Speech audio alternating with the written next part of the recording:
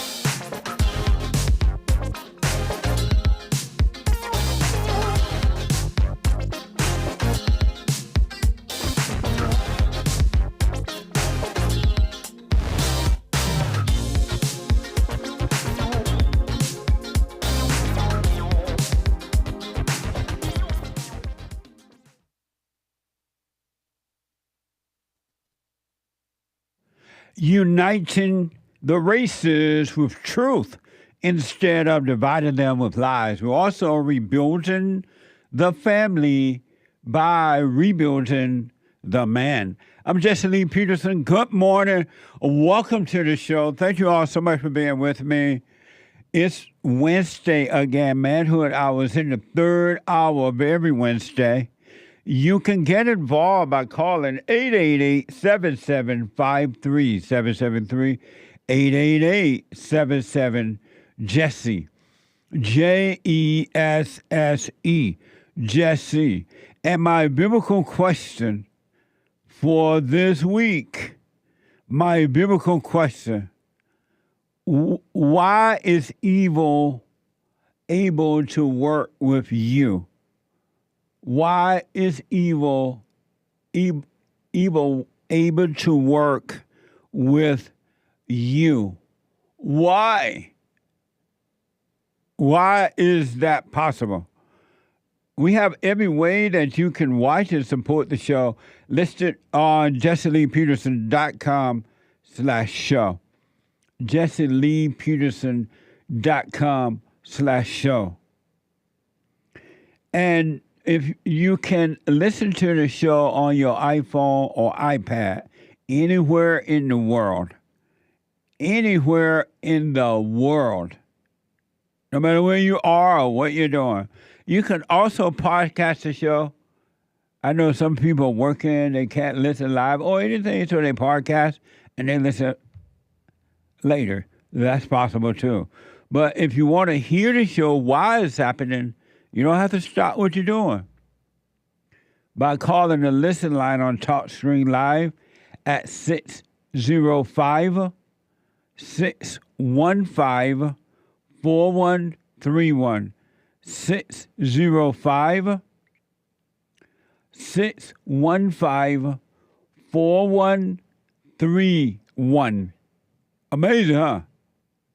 And to donate and have your comments read out loud, go to buymeacoffee.com JLP Talk. buymeacoffee.com/JLP Talk or JLP Bond JLP Cash App. Bond JLP Cash App. All right? So, Manhood Hour is coming up in the third hour, folks. It's amazing what a mess in my country. You know, I was talking to someone yesterday who's supposed to be very, very educated, I guess. I didn't know that. I didn't know the person. But I'm hearing that they were so-called very, very educated. They have degrees from different schools, supposed to be smart schools, right? But what I realize is that the educated people are the enemies of our country, and probably of the world, but definitely of the country. And that I noticed that over the years, I've noticed, and there are exceptions to the rule, very rare exceptions, because some educated people with degrees that they pay buku money to get, unless you're affirmative action, you didn't have to pay. But people with degrees, they're on an ego trip like I've never seen before. And all of their information is always lies. It's never true. And they build up stats and what they call stats, which are never right, by the way. They're always off too. But they try to prove a point. So they build up facts and stats and crappy kind of stuff. And then most people not understanding that educated people are dumb, they tend to believe them. But I didn't know the depths of the evil of educated people. Their hearts are wicked, except for those who realize that and they're starting to overcome. Because there are educated people who have said, you know what, I have this piece of paper, so-called degree, it means nothing because I'm still miserable. What's wrong? How can I overcome that?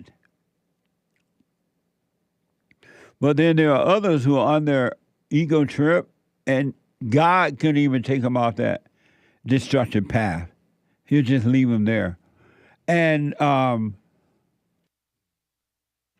it's awful, and it's very deceiving, but because most people don't think for themselves, and look at our government. Our government is supposed to be controlled by educated people, right? And there's nothing good about our government at this point. Zero. Nothing good. They have the debt is now through the roof. They have you paying for women who are having babies out of wedlock, or those women who don't want to stay home and raise the children, and they want daycare centers and all that crap. They have you paying for abortion. They have you paying for everything. There is and I'm not sure exactly what the name of the stupid organization in Los Angeles. It's supposed to be like a organization that's supposed to help find a home for the homeless people, right? And these people have organized, and now they want to get a ballot, and they have gone out and got signature to get on the ballots where we, the taxpayer, got to pay out more money for the homeless, housing of the homeless, and we're already doing it from another ballot that was on the thing last time, and they were saying, well, that's not enough money. And so they're like supported by the government and everything. They're saying we got to pay out more money to the government to feed useless people who have refused to take care of themselves. They have decided they want to be losers in life, drug addicts and alcoholics, and live on the streets and not work and not taking care of themselves. Mama feel bad for those people, so the taxpayer got to pay for houses for them. So we're going to get on the ballot. They went out and got a bunch of signatures to get enough where they can put this on the ballot, where we have to pay out more money to the homeless. And a lot of these homeless people, you put them in these homeless places, they destroy the places. And some of them say, I don't want to live in here. I want to live outside. But that is the nature of educated people. Educated people are evil. They are pure evil on an ego trip like I've never seen before. And if you're not paying attention, you will believe that educated people are smart, and I promise you that they're not. Zero. You, without the degree, are smarter than any educated person on this side of heaven. You just don't know it because you don't trust you, and you don't take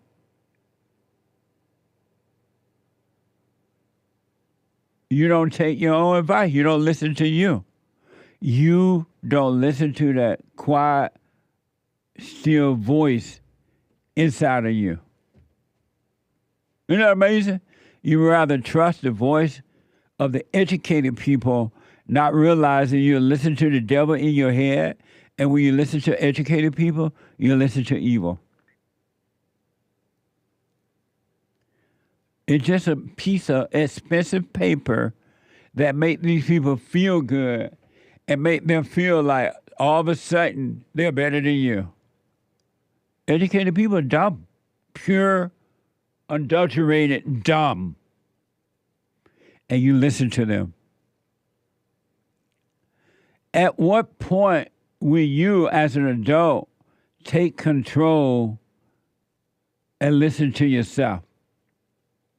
Not the imagination self, which is the false self, but listen to yourself. When?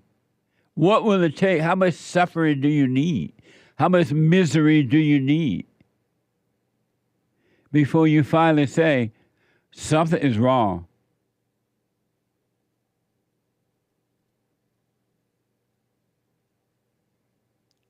Before you finally say, something is wrong, and take control of your own life.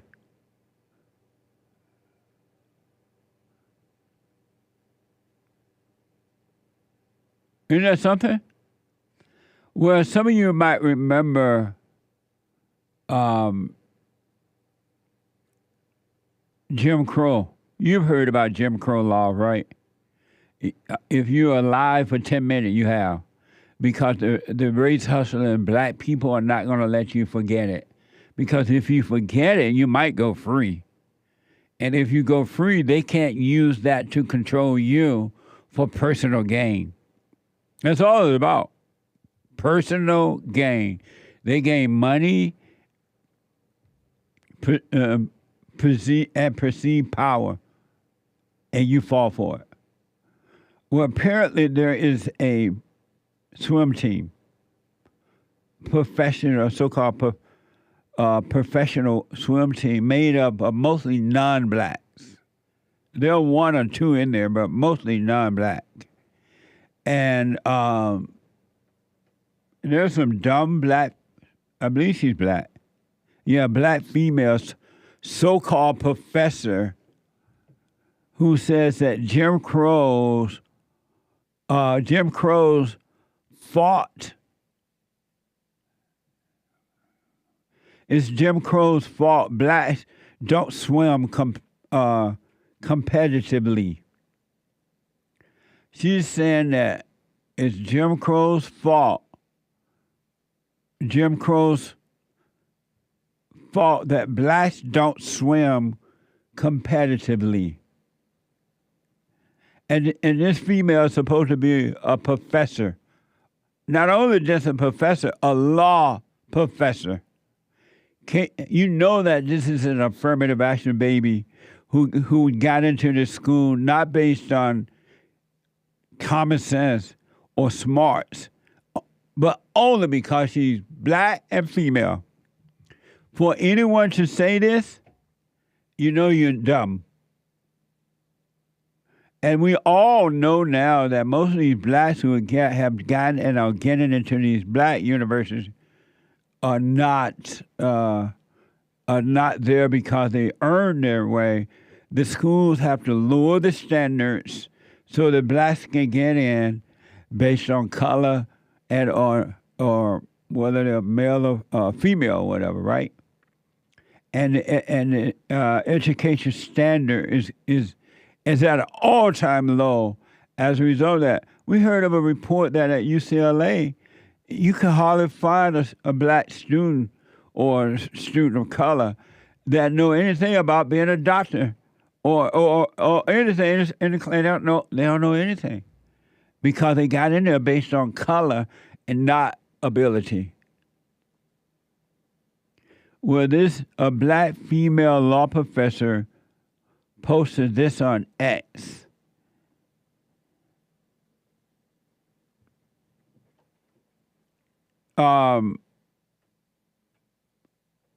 This is a picture of the swim team in the USA.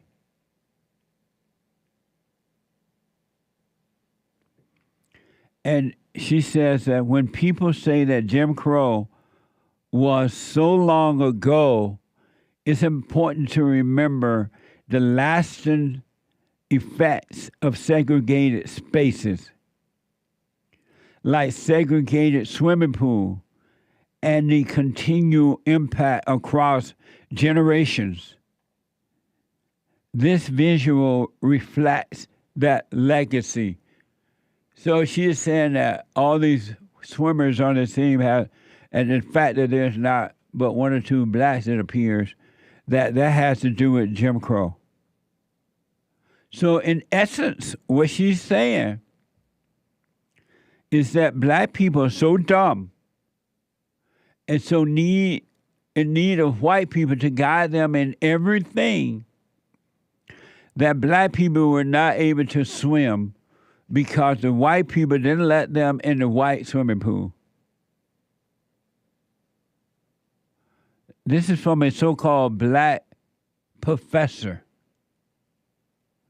Can you believe that? Black people are so dumb that they needed to be allowed to get in white people's swimming pools to learn how to swim, which is one of the biggest lies I ever heard. I grew up in Alabama. I know about the Jim Crow laws there. Whenever we wanted to go swimming, we just went swimming. And we did a good job of swimming. Not one black thought, you know what? I ain't gonna never learn how to swim because that old Jim Crow law won't let me in the white man's swimming pool. We went swimming whenever we wanted to.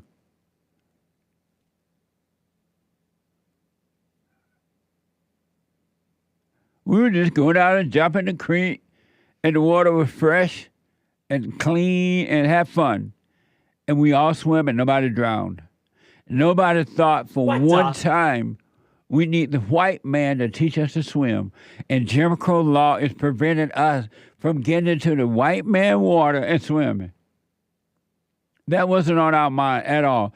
This female is a liar. She's a affirmative action dummy. And that's why she's saying this. She's not educated. It's not like she has a degree, but just another piece of paper that was given to her, not because she earned it, but because she's black. A sad game has been played upon the blacks. And most of them don't mind the game that's been played upon them. As long as they get a piece of paper, they get into the white man's school, get the white man to give them a job, they don't care.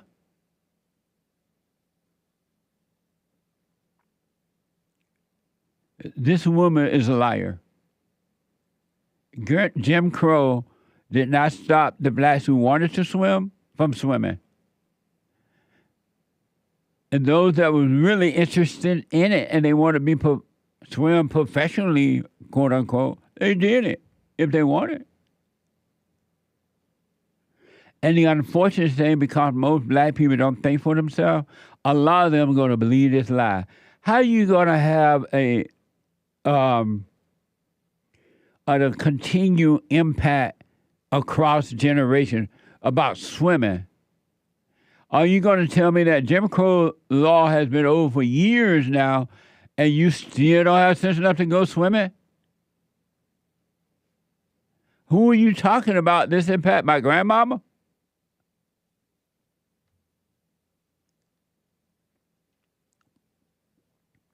This woman, female, is a race hustler.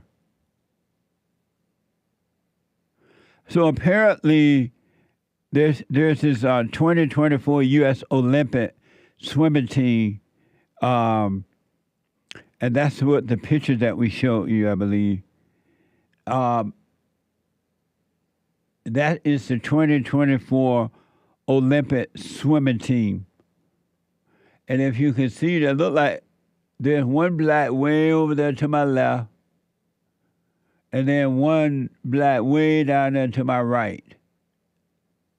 The only thing that stopped the other blacks from being a part of the U.S. swimming team, they didn't try, or they tried, but because blacks are not expected to work very hard, they didn't make it. Because they have told the black kids, you know what, you got to, and adults too, you got to work as harder than the white man. You got to put more in than the white man. I don't blame, this woman is lying, and she's doing it for personal gain, I believe. But I don't blame her because you have no business listening to her. The intellectuals are your enemy, not your friend.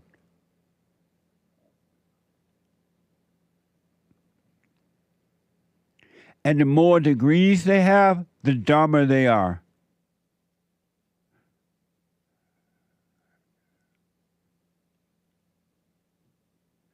And apparently she tweeted this out on X, right? And I've been told she got nearly 50,000 likes on her tweet. That's how dumb the blacks are today.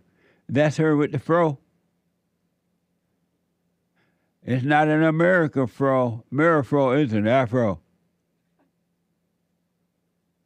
Women are powerful and dangerous. You can say that again. Pure evil. Satan is the god of the woman, and the God above is the God of man, and that's why you see this woman doing this stuff. Satan is her God. Look at that evil spirit. That's evil, folks. And 50,000 people have fallen for the lie. This lady has so-called degrees.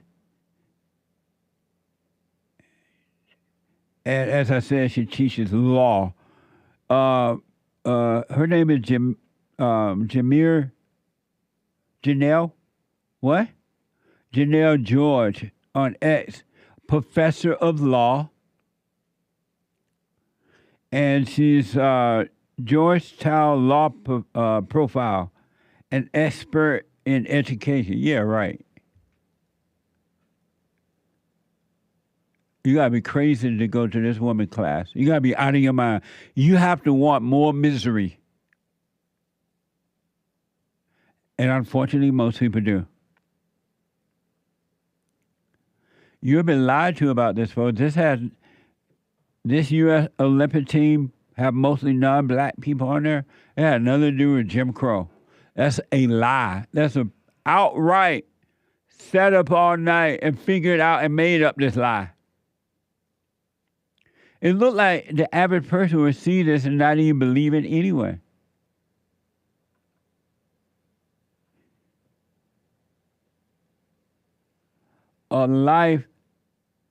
A continual impact across generation. Just how did swimming impact you from Jim Crow? I doubt if Jim Crow even went swimming. He was white.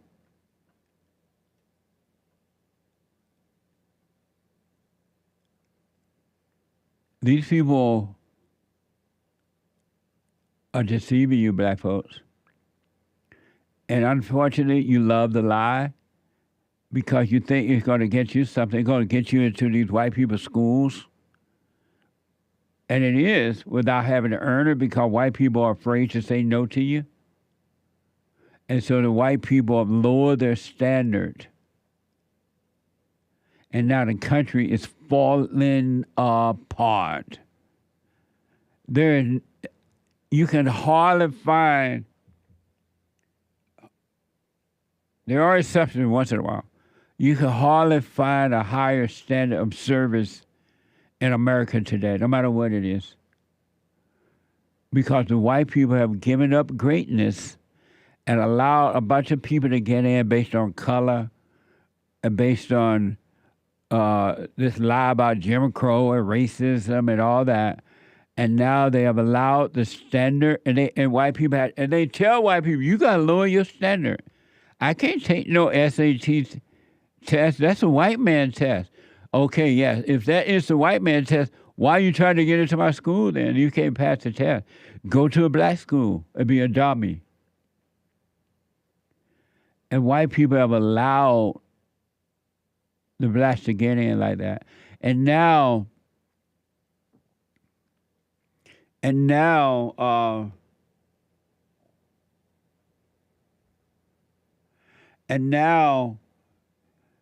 airplanes are almost a day doesn't go by when we don't hear some type of airplane situation. Air traffic controllers are now controlled by non-qualified blacks who are there not because they earn it, but because of their color. And all of our lives, it's not even fun flying anymore. I hear so many people say, I thought I was the only one, but I hear so many people say, you know what? Flying now is like riding a bus. It's a nuisance. It's not even fun anymore.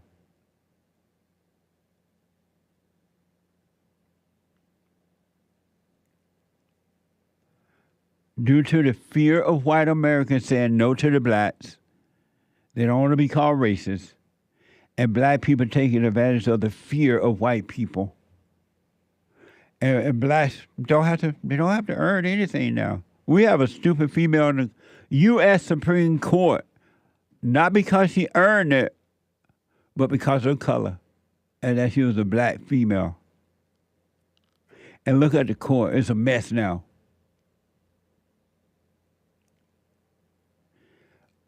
I do want to warn you, do what you want, of course. And I've been saying this for 30-something years. This ain't something new for me. It's going to only get worse. It's not going to get better in my country, in America, because the white people are afraid. And the people of color know that now. They're convinced of it. So anytime they want to destroy America, they want to take the white man's job. They'll blame it on Jim Crow law or whatever. Because they literally don't care about the lack of being the best. Meaning putting your best at it. Doing your best. Because they can get it free now.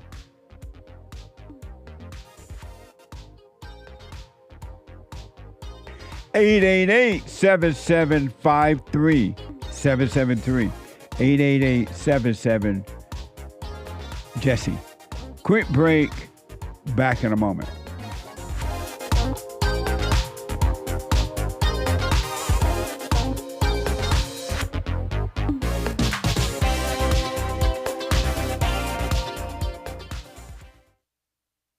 I have books that are amazing. I highly recommend you get them. 7 Guaranteed Steps to Spiritual, Family, and Financial Success Guide. Even if you're not starting a business, but you have a job, or you're on welfare, It can help you if you do. Be doers of the word, all right? From rage to responsibility. From rage. That's what I write about in the first chapter, especially how I overcame. Scam. How the black leadership exploits black Americans. They are using them. And blacks are too willing to be used. And then my last book, The Antidote, Healing America from the Poison of Hate, Blame, and Victimhood. They are all amazing books, and they are helpful. Go to rebuildingtheman.com if you want an autographed copy, or call 800-411-2663.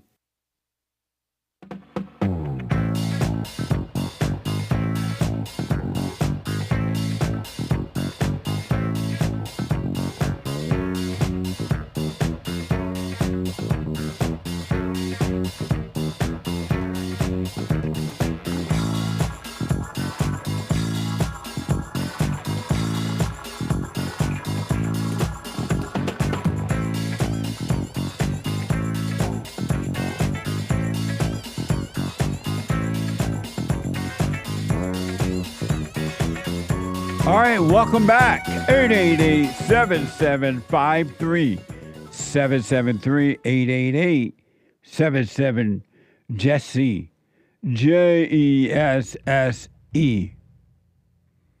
Talk about a spiritual battle. It's worse than you think, folks. And you can prove me wrong. Start working on yourself and see how well you do.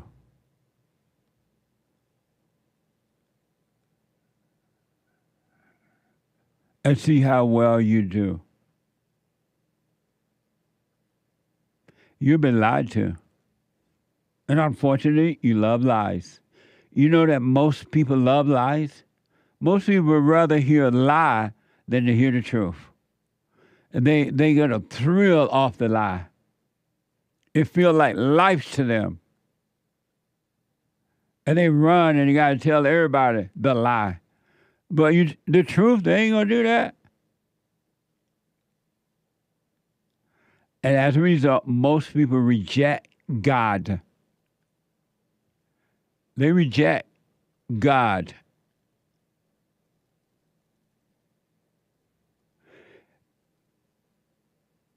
The Hake report is coming up at 9 a.m. this morning. The HakeReport.com. From 9 to 11 a.m. Pacific time. And after the Hake report, Joel Friday, he black. Joel Friday TV at 11 a.m. Pacific time. Right after the Hake report, Monday through Thursday. And after Joel Friday, the American Anchor Baby. The American Anchor Baby. You don't want to miss it. The American Anchor Baby is not falling for the lie anymore.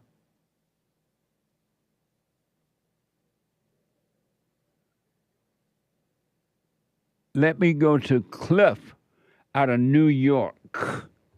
Cliff, welcome to the show. You're on the air. Hi, Jesse. Hey, Thanks Cliff. for taking my call. Yes, sir. I appreciate you so much. Thank you. Your message is beautiful and real, and it works, and I'm just so thankful for you. You're welcome. One of the things I wanted to ask you about, so I've been on the journey a couple months now.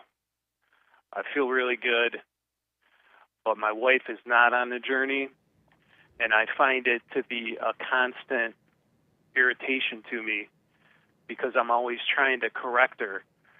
And I do go into it with the thought I shouldn't be trying to correct her, but for some reason it's just coming out naturally.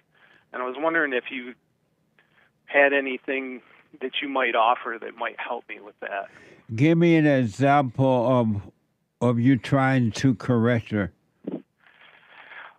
Yeah, it's difficult, but I think her main sin is like control. And I don't know how to explain it or verbalize it properly. No, but what are you doing to try to help her? When you say you try to help her or correct her. Correct her when she's okay. Trying to control things she shouldn't be controlling. That's mostly what happens. Or just asking questions that she shouldn't ask because she should just have faith, So clear. In God. Clear. So like you try to help her by doing what now? I'm not trying to help her at all. I honestly don't want to, but when I hear her trying to control things she shouldn't be trying to control, when I hear her getting involved in things she shouldn't be, the correction tries to come out of me, and it's almost like it's automatic. Give me you don't have to go all personal about your business. I wouldn't want you to put that out there, but give me an example of that.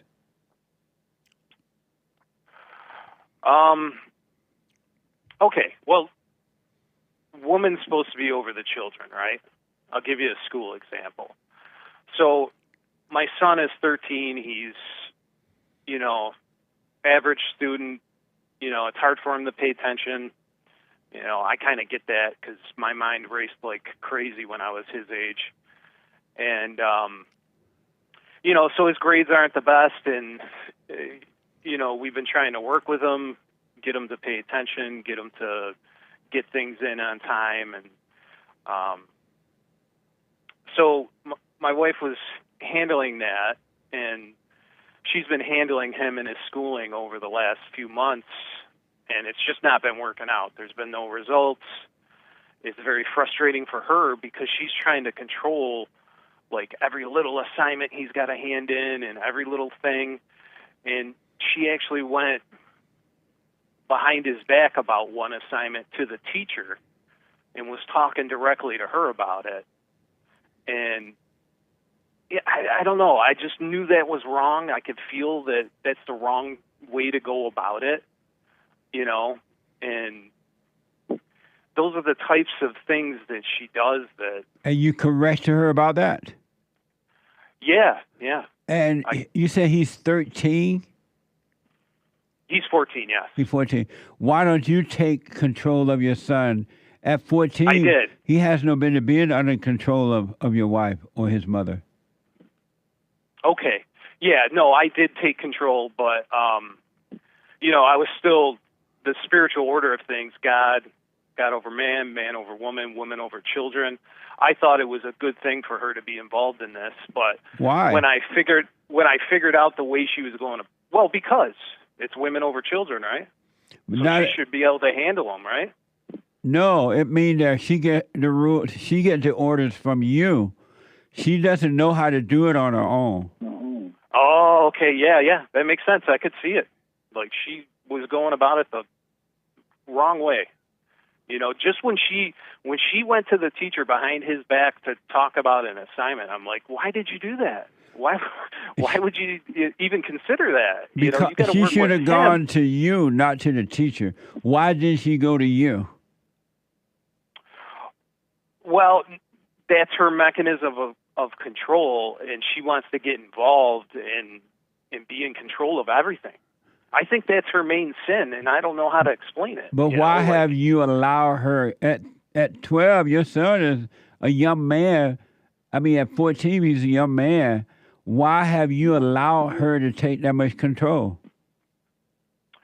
Well, I only I allowed it to happen because I thought it was, per the spiritual order that she could control the kids. No, and be over them. That's not what... And direct them. That's not what that means. It means that the woman get the order from the father, and then from those orders, she operate in those orders to guide the children. Okay. It doesn't mean it doesn't mean the man just let the woman have the children. Okay. Well, yeah, I misinterpreted that. I was not working under that understanding. I thought it was kind of her job to direct the kids and do that stuff. But how would she I see direct what the you're talking kids? about. How would she direct the kids if she's not getting the direction from her husband? She's doing it on her own. But why would you leave her to do it on her own if the order is God and Christ, Christ and man, man over woman, woman over children? You get your order from God, right? Yes. So why would you expect the woman to get the order on her own? I don't know. It's a mishap on my part. All right. I didn't think it through. I was just kind of, I was just going the basic order of operation there and thinking to myself, well, she should be able to handle the kids. It should be okay, but clearly it's not, because even with the school situation, I knew right away that she's not doing a good job here. Are you working on yourself? Oh, yeah. And how are you working on yourself? Well, I've gone through the forgiveness process, and I do the silent prayer, and I'm just working it. I'm trying to live in the present all the time. All right. And it's super frustrating when you're married to somebody that's not. But if you're working on yourself, it wouldn't be frustrating at all. And yes, it is difficult in that if the one is not working on themselves, if the wife not working on herself or the husband not working on himself, but the wife working on herself, then it would be that the hell in that person will hate the light in you, and they would try to destroy that. That's for sure. They would bring all kinds of trouble and problem upon you and the family, because the hell want to destroy the light, but the hell can't destroy the light if you're truly of the light. Okay. Yeah. Yeah. I still kind of do feel frustrated about it, and I was kind of, I didn't know if I should be feeling that, but it's just a constant battle. I'm constantly seeing things that my wife can't see. And then when I try, and say something or try and correct it, the demons in her come out and really attack me and try and put labels on everything I'm saying and attach emotions to all of it. And I'm like, no. But why? But not what I'm saying. If you're overcoming, then you should understand it's just the hell in her, and you see it. You see it for what it is, but you shouldn't be feeling anything about it. Yeah. Well, I guess because she tries and she thinks she's this good person, but she carries all these emotions. It's just. But those are her issues, not yours. I know. You shouldn't be in your heaven. You shouldn't be feeling anything about someone else's hell. Yeah.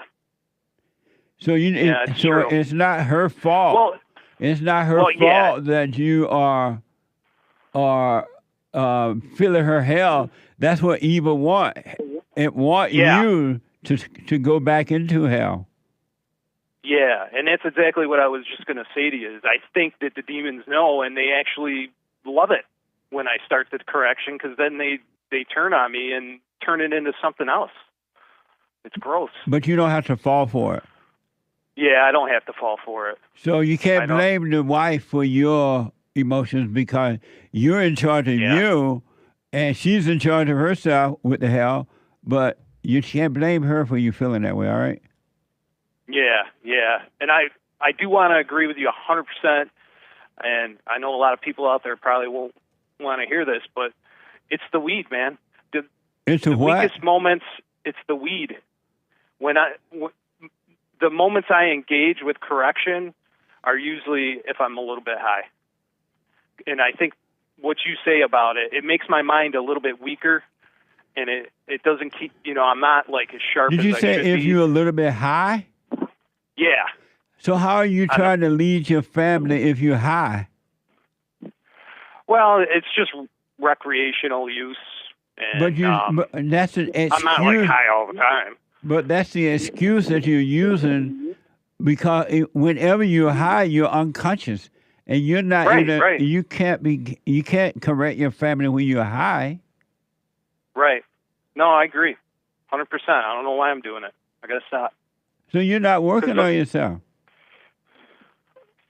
Well, when you make the transition, I mean, come on, Jesse, you got to go back 30 years when you made the change. It's not an instant thing.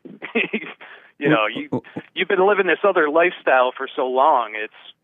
It's hard, you know, when you first transition over. What's hard about you're married with a family? What's hard about? That's the hard part. What's hard about? Because I can't drop them and walk away. I'd love to drop them, walk away. Hey, hold on. I'm sorry. What's hard about not smoking for you? Nothing. I don't need it. Well, why you do it then? I don't know. Are you doing the silent prayer every day and every night? Well, yeah. Are you doing the silent prayer every morning, every night? I'm sure I miss occasionally, but not more than a couple times a week. So yes, Are you doing the silent prayer every morning, every night? Every morning, every night? No. So you're not working on yourself then? There's times when life gets busy and it doesn't work out or you miss it. So you put busy life before seeking the kingdom of what's right? Apparently I do, yeah. This is why you struggle with your wife, man. You got to put seeking what's right before anything or anyone or anything. You're letting the devil, and that's why you don't see why you're still smoking the pot, because you're unconscious, and you're not going to be conscious unless you work on yourself. And then the pot will fall away. Right. Right. Why you're not, and then I got to rub it, but why you're not seeking what's right first?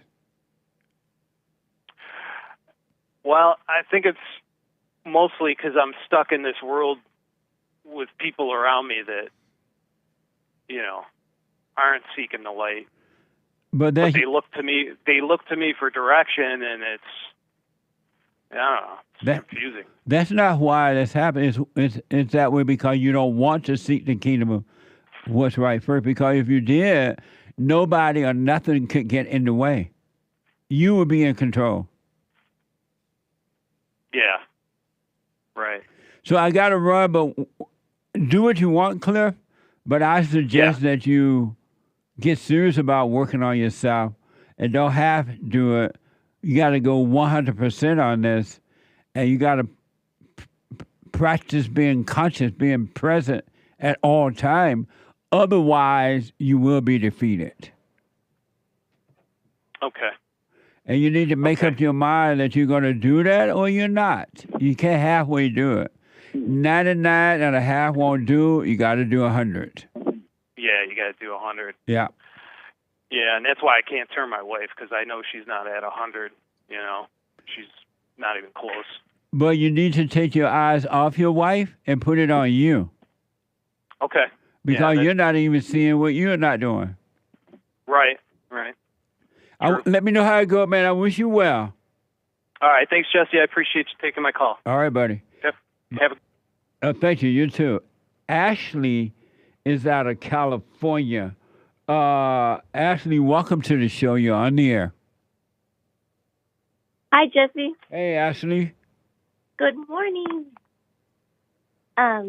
Okay, so my question is for you. I want to make sure that I'm not switching one thrill for another. So how can I know that I'm not, how can I not identify with what I do? Give me an example of what you mean. So, like, I like to work out, and I recently started working out again, and I just want to, like,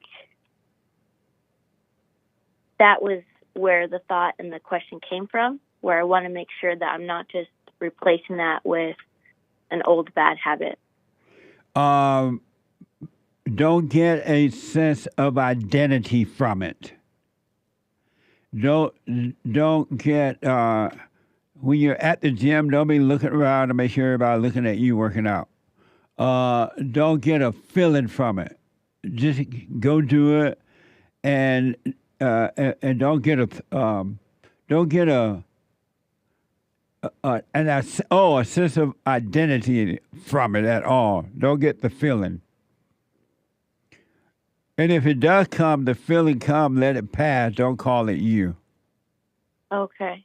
Yeah, so that the latter that you just said, like I'm experiencing that, like I still I'm seeing things come up, and I'm like, I realize that I'm experiencing that, and then I'm like, I literally say, I'm like, okay, it's not me, let it pass, Yeah. and then it does pass, yeah, so. That's good. Just for now, because eventually you won't have to do that. You won't have to say, that's not me, that feeling not mine, is not me. But it's just a reminder now that it's not you, so you can stop identifying with these false feelings and things like that. But eventually, if you stay with it, you won't have to say it because you're going to see clearly that it's not you, and it will disappear anyway. Okay. Yeah. So just don't call it you. You'll be fine. Are you doing the silent prayer every morning, every night? Yes, I am. Stay with it and watch. And practice as much as possible. Practice being aware, being present, so you can be one with the truth at all time. Eventually, you will become one with the truth instead of lost in your imagination of the past or the future, or identify with all these different thrills you're getting. All that will be taken away from you if you practice being present. Right. So, like, I shouldn't judge that I listen to music? No. It's enough to see if you find yourself getting a sense of identity from the music, just see it, but don't judge it. Don't call it good or bad. Don't call it you. Just notice it, and seeing it will adjust the way you listen to music. And you'll be able to enjoy music in a perfect way. You'll enjoy it, you have fun, but you won't feel like you are the music, or you won't feel important. You won't feel up or down. It'll just be enjoying music. Your mind will be readjusted so you can enjoy music in the right way. Yeah. You know what happened yesterday, Jesse? I haven't been listening to sad music in a while because I used to a lot, and it was just a part of the whole, like, depression thing, and I thought it was helping me because I thought, you know what I mean? So I stopped listening to really sad music, but on my playlist, like, a really sad, like, piano song came. All of a sudden, I'm, like, crying. I'm like, oh, God. Like, that is evil. It is. And I'm like, it's pure evil. That until that song came on, and then it was just over my body. Yeah, but just watch all that. Don't call it you. It'll work itself out. It really will. The Spirit of Truth will work it all out for you. Okay. And one more quick question. Yes. What do you mean when you say drop your morals and values? Oh, good. Hold on for me, all right? Okay. Hold on. Let me take a break. Back in a moment. 2 more hours to go. I recommend you get a copy of my book, From Rage to Responsibility. I write about how the spirit of anger was taken away from me 29 years ago. I forgave my mother who tried to turn me away from my father, and I returned to my father, and through him, my father on earth, and through him, I was able to return to God. No man or woman can return to God unless you go through the Son. And men are sons of God. There may be weak, pathetic examples of it, but it's the spiritual order of life. God in Christ, Christ in man, man over woman, and woman over children. So get From Rage to Responsibility. I write about that. Go to my website, rebuildingtheman.com, for an autographed copy, or call 800-411-BOND. And donate to my nonprofit, Bond, the Brotherhood Organization of a New Destiny. We are rebuilding the family by rebuilding the man.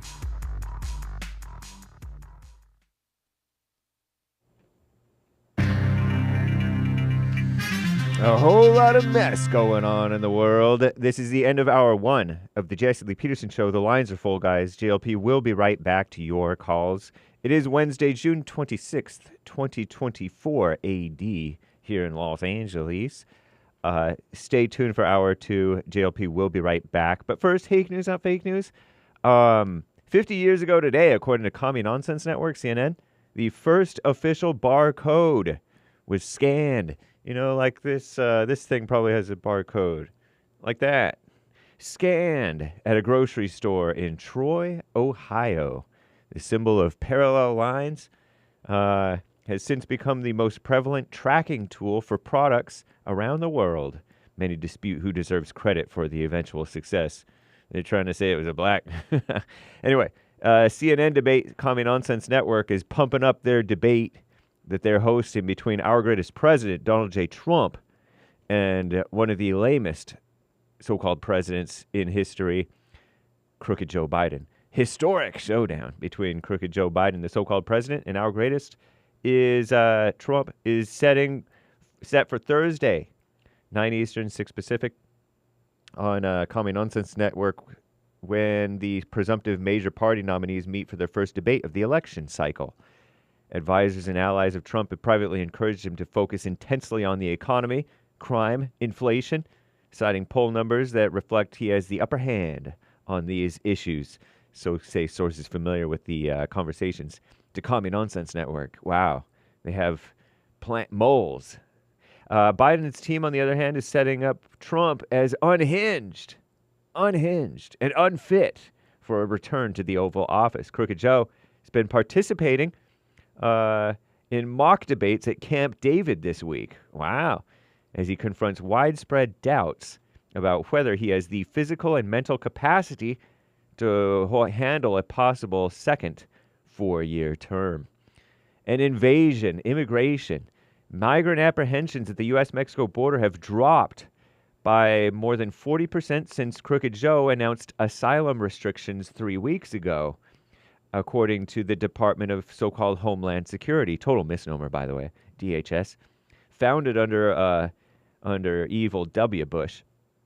They're now under 2,400 encounters per day, so said the department.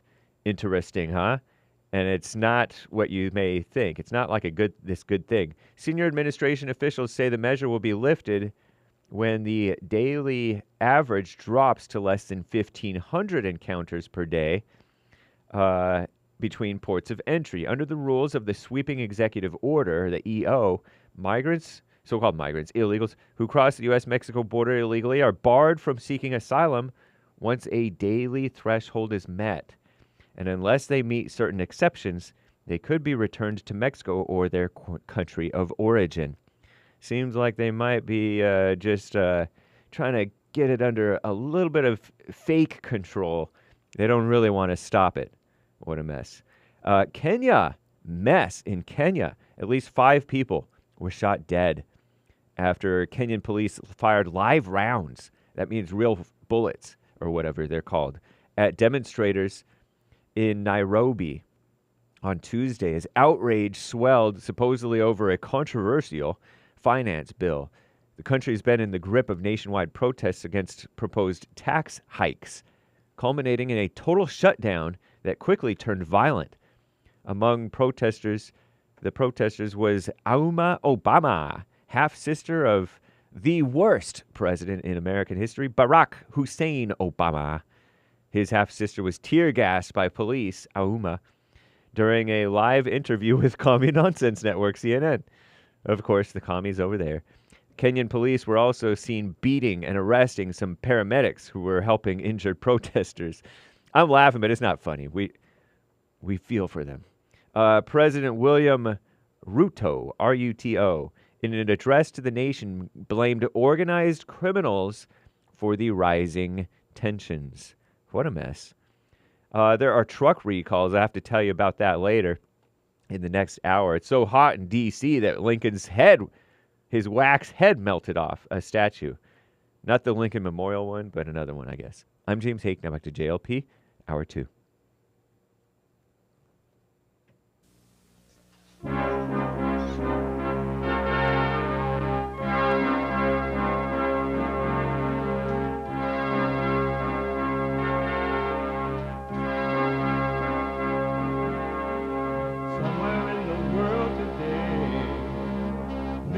got to stand up strong, face the truth about themselves, to understand what went wrong. I know we can find a way. I know we can find a way. I know we can find a way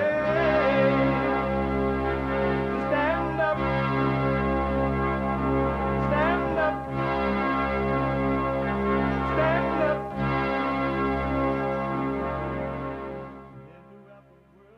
Uniting the races with truth instead of dividing them with lies. We're also rebuilding the family by rebuilding the man. I'm Jesse Lee Peterson. Welcome to the second hour of the show already. Amazing. You can get involved by calling 888-7753, 773 888-77-JESSE. Jesse. Jesse. Brand new biblical question. Why is evil able to work with you? Why is evil able to work with you? Amazing question.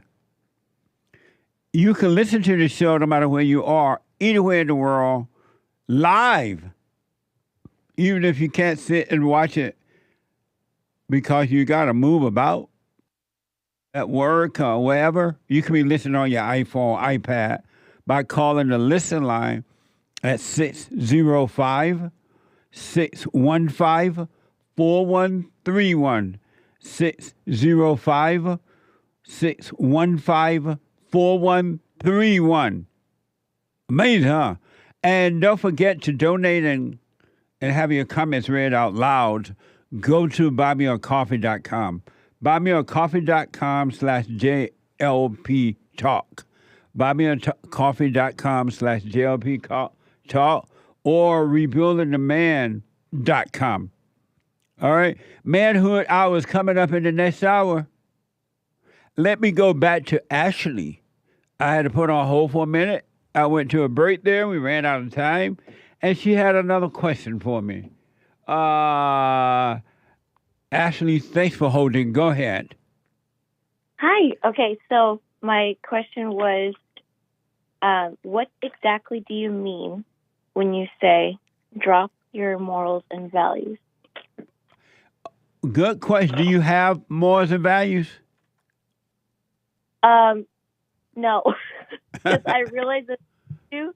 Like right before I started listening to you, the pain was intense and great, and I used to think it was me, and I would say, no matter the pain, I'm going to stick by my morals and values, and I used to feel like a really good person by saying that, like, no matter what, you know, like, total ego, and then listening to you, I realized, I was like, wow, and then also seeing the depths of hell through the silent prayer, like, following the emotion and seeing where it leads and seeing that it's so dark.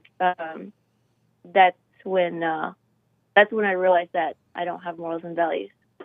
Did you think prior to me saying that you have morals and values? Yeah. And why did you think that? Because even if, like an extreme example, like even if I got really mad at someone, I wouldn't kill them, for example. Oh, I understand. No one you know has morals or values. Nobody. It's just an idea. And morals and values cannot be taught to you by another human being. And so, the people who tell you that they have morals and values or they're out there trying to help with the morals and values, they're lying because their hearts are wicked, they're jealous and they're envious, and they worry and they try to hurt their fellow man. They resent even their enemies, and they have no love. Morals and values are nothing what you can imagine they are, and they only come from God. And they only come to those who have returned to God. They have no anger of the heart anymore. They don't judge their fellow man or themselves. They have no revenge. They only have love. No one, anyone that has anger has no morals and values. Zero. It doesn't matter how many Bibles they read, how many churches they go to, how much they give tithe and offering or whatever. They have no values. Their hearts are wicked. Yeah. And you cannot teach anyone morals or values, not even your children. They come from, if you are of that, that's what your children will become. But if you're not, that's what your children become. And children are not of morals or value because their parents have none. Yeah. So drop all ideas of morals and values. Let it go, and then they will come naturally. Yeah. And it's funny too, Ashley, is that when you truly get them, you do not think of yourself as having morals or values or not having them. You don't even think about it. But when you don't have them, you think that you are, and you try to pretend that you have it. You don't. And I heard you talking to the man right before, and you said you have to go 100, not 99.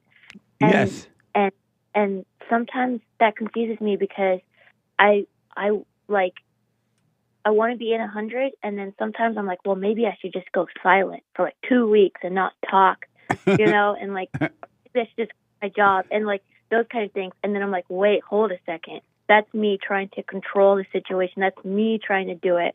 So when you say go 100, that means just literally just watching. Yes. Watching all the time. Watching. Being present with the Father in the present moment. You got to commit to becoming present above all things. And you got to go all the way with it. And you're going to be stunned in a good way and as how blind you've been. Really, it runs deep. Can you ask me the new biblical question for this week? Why is evil able to work with you?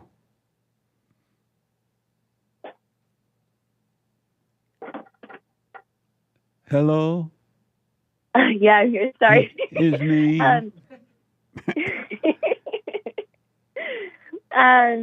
As of right now, today, when I realized that I got sucked into unconsciousness, it's because it gave me something to feel, and in that sense, it's like it gives me some kind of comfort or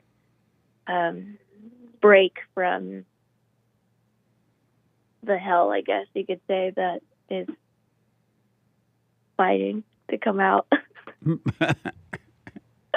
Well, I appreciate your responding to the biblical question. I'll put my little 2 cents in on Sunday. Okay. But Thank Ashley, you so much. You're welcome. Stay with it, all right? No matter what, don't give up. You make a commitment to go all the way, if it takes a lifetime, to go all the way with this, and you won't be disappointed. I promise you that. Well, if it takes a lifetime, Jesse, then I guess we'll just have to be calling you for a lifetime. So you better live a long lifetime. I'm living forever. Good. Thank you, Ashley. Thank you. All right. Amazing. 888-7753-773. Jason is out of New York. Jason, welcome to the show. You're on the air. Hey, what's up, man? All is well. I want to ask you, like, how did people get to heaven before Jesus got here? I'm sorry? How did people get to heaven before Jesus? I don't know. How did they get there? No, I'm asking you. I told you I don't know. Do you know how they got there? Yeah, but like it was all part of like the whole. How did they get there? Oh no, I mean they did. They didn't? No, they did. How do you know? So that's what the book says, your Bible. The book. So why are you asking me a question that you already know? Nah, I just wanted to know, like, what would you gonna say? Like, what would you? Cause you got like your doctrine and stuff Well, like what? that. So you I say don't you have. to- I don't have a doctrine. Yes, you do. When you tell No, people they have to go I and don't forgive. have a doctrine. Do you know what doctrine means? I don't have one. Whatever it means, I don't have it.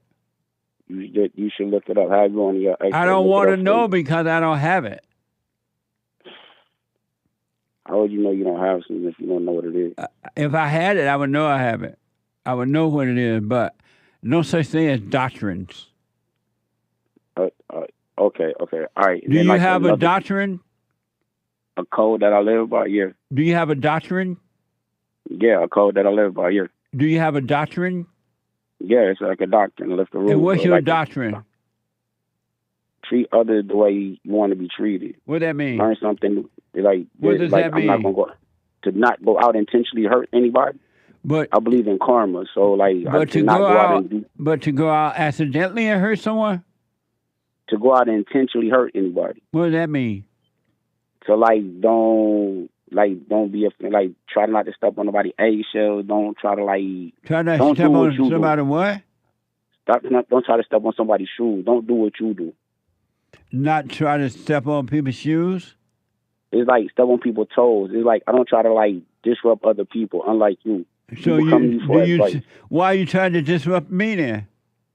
No, because I'm questioning you. I'm not disrupting. I'm questioning. You just said you're trying to, unlike me, you're trying to disrupt me. You asked me about You asked me about some stupid thing called doctrine. That doesn't even make sense to me. That's a disruption. That's a disruption. Cause you don't know, it's because you don't know what it is. If no, it is a disruption. Can I finish telling you like my doctrine? Or asking me about Jesus. Did people go to Did people go to heaven before Jesus? Something dumb like that. How's that done? That's disruption. How is that disrupting? Because you already knew. But I wanted to know what you think about the topic. I don't think anything about it because there's nothing to think about. I mean, that's like real important. So when you telling people like, all right, let me go back. Like when you telling people they got to forgive in order to get to heaven, that's not how you get there. Okay. You have to believe in Christ to get to heaven. Right. And you believe in Christ? I don't believe in like none of that, but I've studied it. You don't believe in Christ? No, I don't believe in So Christ. then how do you know you got to get, how do you know you have to believe in Christ to get to heaven? That's what it says in your book. Why you read my book if you're not going to believe it? I mean, I like philosophies, and that's what the Bible is, a philosophy, a way of life. Amazing. Thank you, Jason. I appreciate it. 888-7753-773. Super chat. Super. Good morning. Good morning. On buymeacoffee.com/JLP Talk, biblical question answer from Lori. Why is evil able to work through you? I still have anger in my heart. Otherwise, evil would not be able to work with me. I judge because my anger. I thought I dropped my anger when in fact I'm a slave to it. This journey of truth is amazing. Amazing. Thank you. I'll put my little 2 cents in on Sunday. I do appreciate it. Thank you. It's midnight. Your Uber driver bought a coffee. Jesse, let me see those dance moves. Hassan, cue the music and go grab Sandy's P-pad/cardboard to see Jesse and Joel have a dance battle. Jesse, take it easy on Joel. He's light-skinned. Amazing. What? Thank you. Baboon Bama bought a coffee. Jesse, I was playing piano at my parents' hooping and hollering church, but they abruptly replaced me with another piano player. Now, a year later, they have run off 3 additional piano players and are seeking another. My parents were sad that I stopped attending that church, but I told them I had no thoughts regarding what happened. I wished them well and allowed them to suffer in the hell which they have created. A no thoughts life is amazing. It is. Believe me, I'm telling you, you don't have to believe, but you want to live a life of no thinking. A no thought life is where you want to be. Amazing. Thank you. Also on buymeacoffee.com/JLP Talk, my close and personal friend Jib Jab. I've come to a final conclusion on unions. They're trash. That's for sure. While a company thrives, they're the parasites and tapeworms that rapidly suck the life out of it. They're a bunch of unattractive, poor hygiene, crooked teeth, Daffy Duck-looking people that are miserable that are miserable who just want to watch the world burn. Fire emoji. Amazing. Right on. Thank you. Thanks, Jib Jab. Yeah. Not a victim bought a coffee. I had been ticketed by a lady cop, and one of the citations was failure to maintain financial responsibility. Ask Joel why that is. I don't even know what that means. I don't either, but it sounds funny. Thank you. Apple2691, 5 coffees. Hi, Jesse. I was a flight attendant for over 21 years. I enjoyed my job when I first started this career. I had to quit because it's not the same anymore. Yeah. People are rude and crazy. Thanks, Jesse and team. You guys are amazing. I never thought that one day I would hear me telling you, or even thinking to myself, that flying is like riding a bus now. It's no fun. Waiting at the gate to get on the flight is no fun. Getting on the flight is no fun. I mean, people wear pajamas and all kind of stuff on the flight. Now they take dogs on the flight, and even I have this one pass account where you know how you fly a lot and then you get upgrades. When you get upgrades to first class, it used to be so nice riding in first class. That's not even fun anymore. The food is not the same. The way they treat the customers are not the same. Flying is a bus ride now. And then they have fat flight attendants, those steward women, flight steward, what do you call them? Stewardess? I call them stewardesses, but they're also called flight attendants. Yep. They're fat now. They can hardly go up and down the aisle.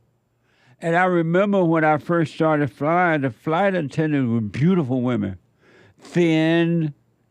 They didn't hit you with the plates while I moved up and down the aisle or the cot thing they put. That has changed. The way they dress has changed. And then they've hired all these affirmative action people who don't deserve to be there. You got rid of the qualified men. You're at risk now of flying. So it's like a bus ride. It's like going downtown and taking the bus. I never thought that would happen in flying. But my country's gone. The white man who founded America and created the greatest country in the world, if it's possible to turn over in a grave, I'm sure they're flipping. But thank you. And thank you, guys. That's all for now. Oh, amazing. Thank you. I do appreciate it. Nice. Let me go to John out of Houston, Texas. John, welcome to the show. You're on the air. Good morning, Jesse. How's your Wednesday morning going today? All is well. I agree. I would like to respond to the biblical question. How is evil able to work with you? And, I was on the line, and I was listening to the show, and I forgot what I was going to say. I think I was going to talk about... Oh, this is it. John, hold on for a minute. Get your thoughts together, and I'll come back to you. All right? 888, Sean will talk to you out there. I mean, not Sean. Me.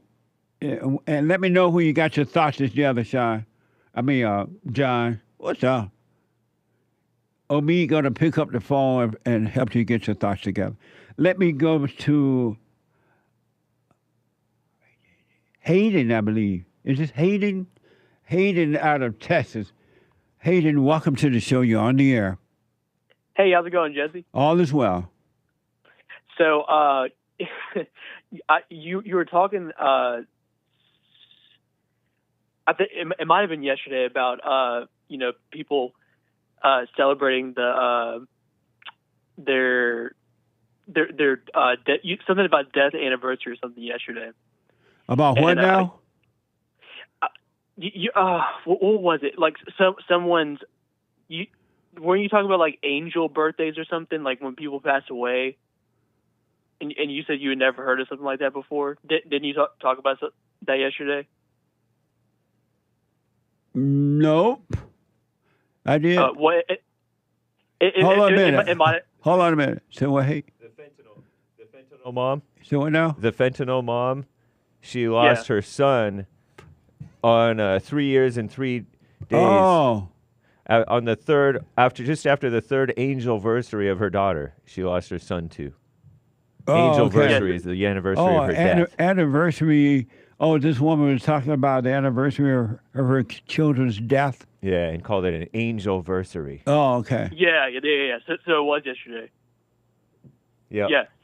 So yesterday, just so happened to be the I don't know if you covered this on your show or not, but the 15th year anniversary of Michael Jackson's death, and I can't believe it's been 15 years. Did you? I asked you about OJ the other day. Did you about believe what? Orange? About what?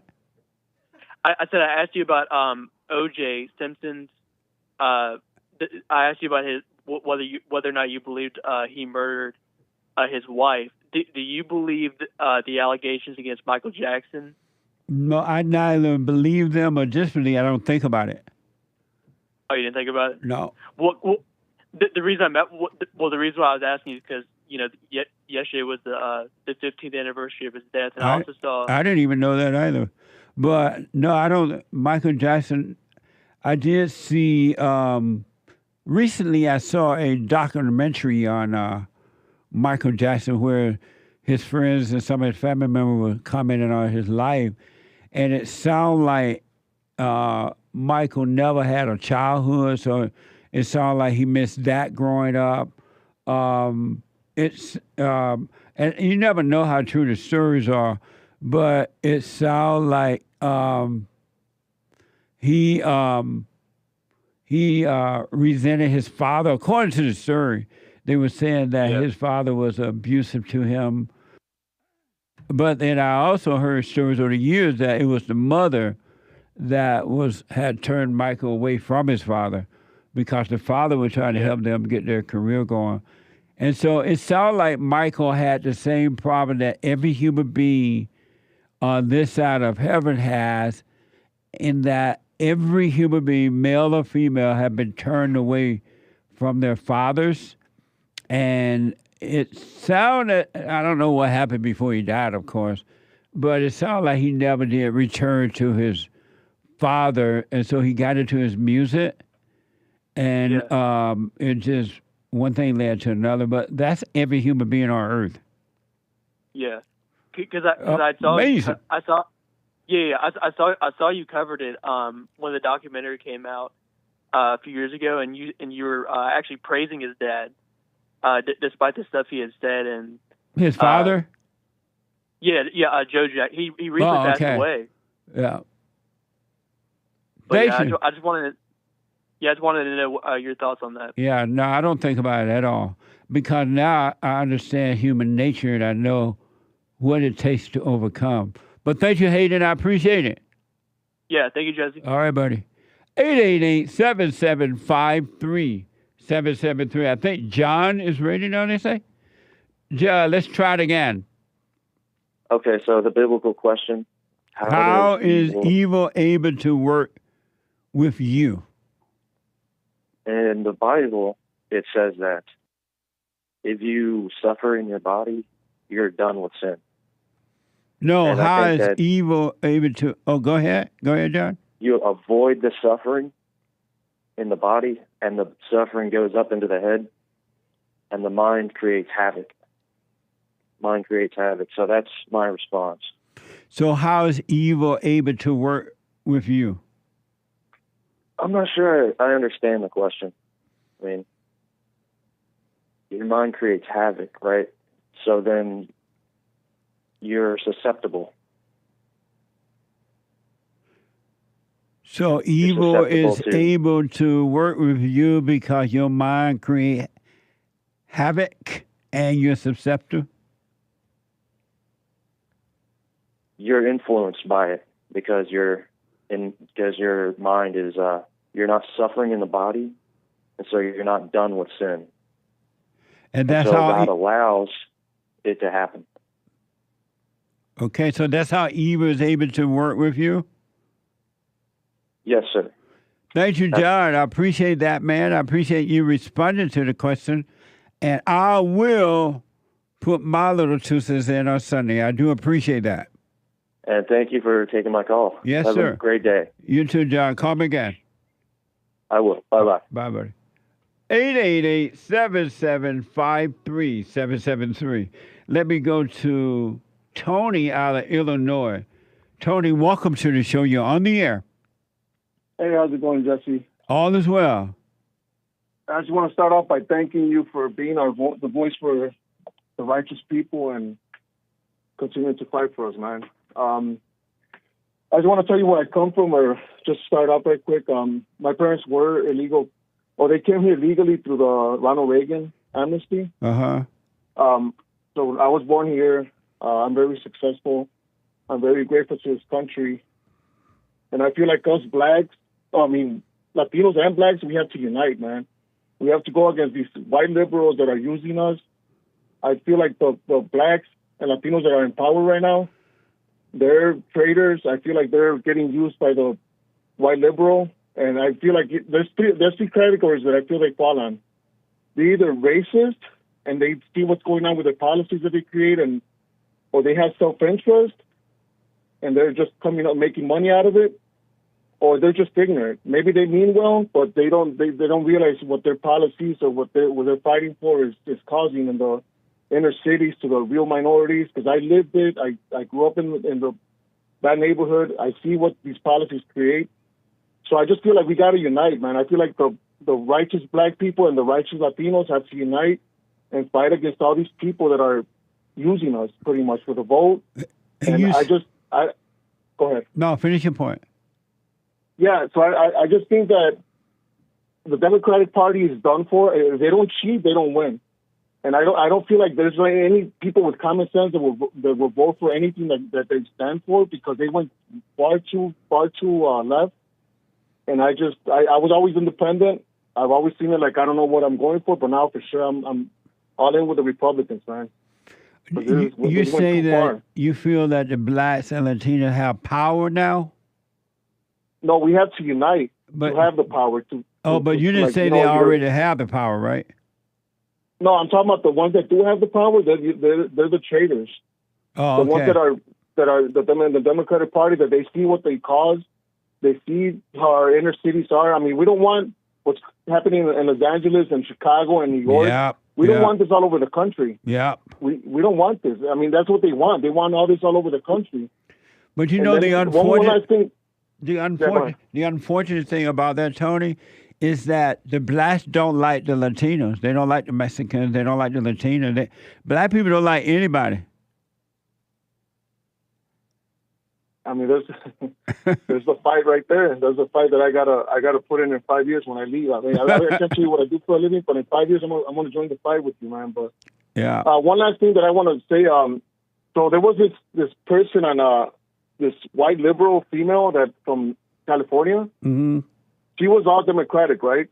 She was all liberal. So she left the state of California because she seen how crazy it went. My thing is, why do they? I mean, I know they have the right to move anywhere, but so you're voting for all this. Why don't you stay with what you voted for? You voted for all this, and now you want to run away. That's the easy way out. You know, like, hey, you voted for this. And you know, an interesting thing about that too, Tony, is that they voted for this in California, and then they leave and go to a quote-unquote conservative state, but they go there with the same mindset, and they recreate the same thing they left in California. They don't change. They do the same thing in conservative states. I hope we put up bigger fight than that to not allow that to happen. I know that there's Florida and there's Texas. Yeah. And we just got to fight against these people that are, I mean, obviously you left the state because you seen what you were fighting for cause, and now you see the demise. Yeah. And I mean, like I said, Chesky, I really appreciate the fight, man. I know you have a lot of people, you know, going against you, and you're still putting up in that fight, and I really appreciate that, man. Thank you, Tony. Call me again, buddy. Back in a moment. And I have to admit, thanks to God, it is the best counseling service on this side of heaven. I counsel with men and women families, individuals around the world. Most people are unhappy, they're miserable, they have rough lives, they're depressed, suicidal, young and old, of all races. I understand, I know why, and I do understand it. Because exactly what's happening in me is happening with everybody outside of me, inside of them. And I've noticed that with those who really, really, really want to understand, they overcome it just like that, out of one counseling session. If you need counseling, you can go to rebuildingtheman.com or call 800-411-2663. 800-411-BOND. Best counseling service on this side of heaven.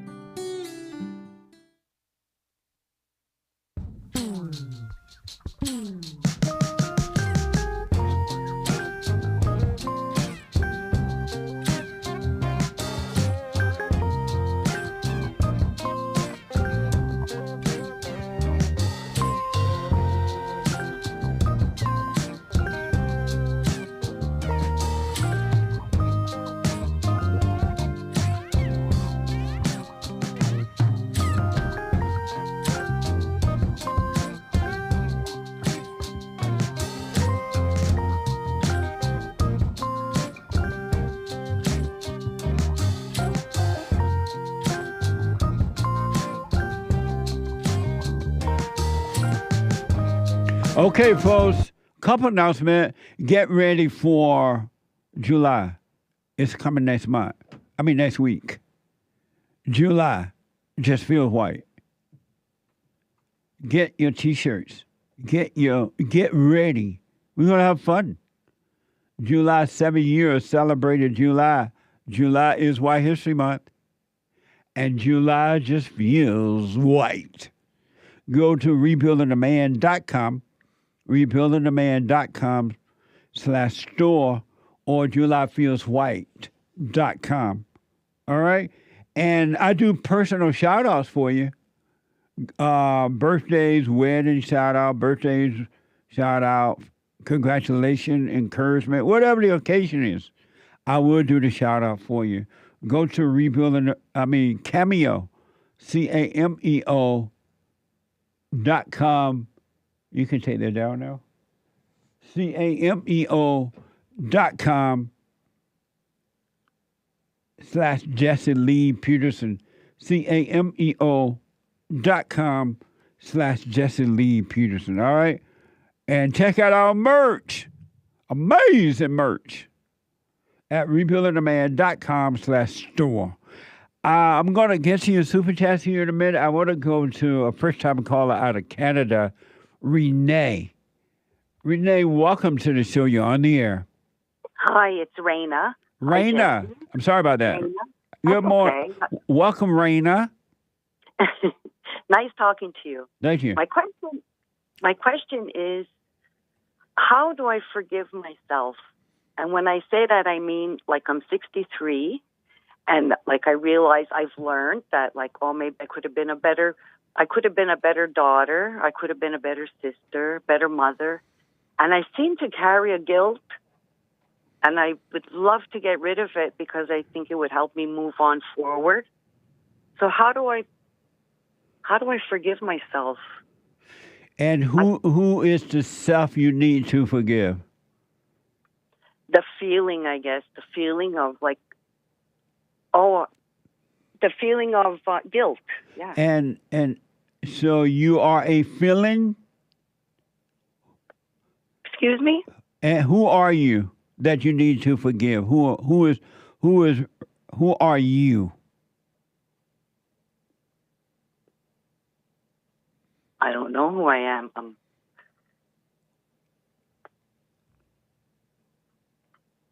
A human being? I don't know.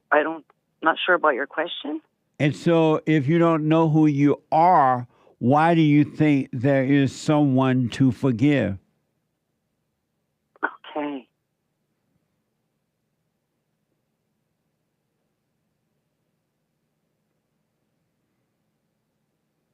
I just have in my mind, okay, when you say that, the way I feel right now, it's just I have in my mind, I should have known better. Of course, I didn't, Obviously, I realized that I didn't. Now I know better. Do I do better? But I seem to live with that, oh, I should have known better. I keep going back to, I don't know why. It's like, now that I'm talking to you, it's like torturing myself. And who is the self? Who are you that you're torturing? Right. No, that was a question. Yeah.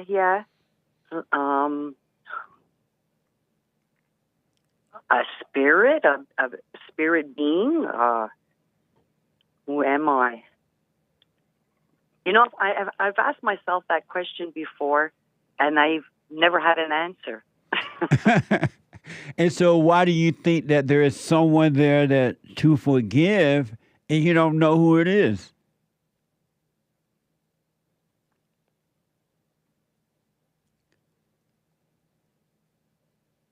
To be forgiven as a mother, or to be forgiven as a child?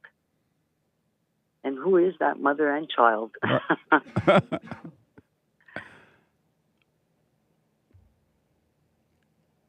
I don't know.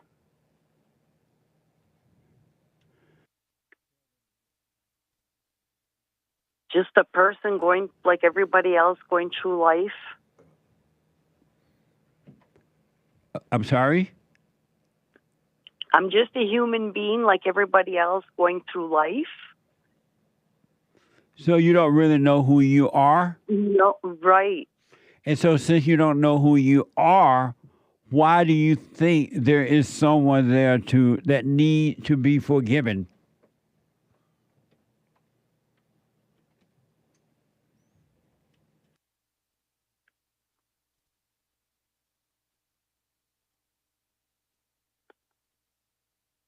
Okay, I feel right now like I don't think I have to forgive myself. What is that? I'm not sure if that's right. You got me. And I'll come back to that. Okay. When you were doing these things that you think you need to forgive yourself for, right. Why did you do them? I think I did it because I wasn't really aware of what I was doing. I think I was just going through life, not being, because I feel I'm more aware now. I'm more, when I say aware, I don't mean like, when I say aware, I mean like spiritually, or I just feel more connected with like the universe or God or whatever you want to call that higher being. And I didn't have that much at the time. I understand. Does that make sense? It does. It does. When you did those things, did you want to do those things? No, or I did it out of ignorance.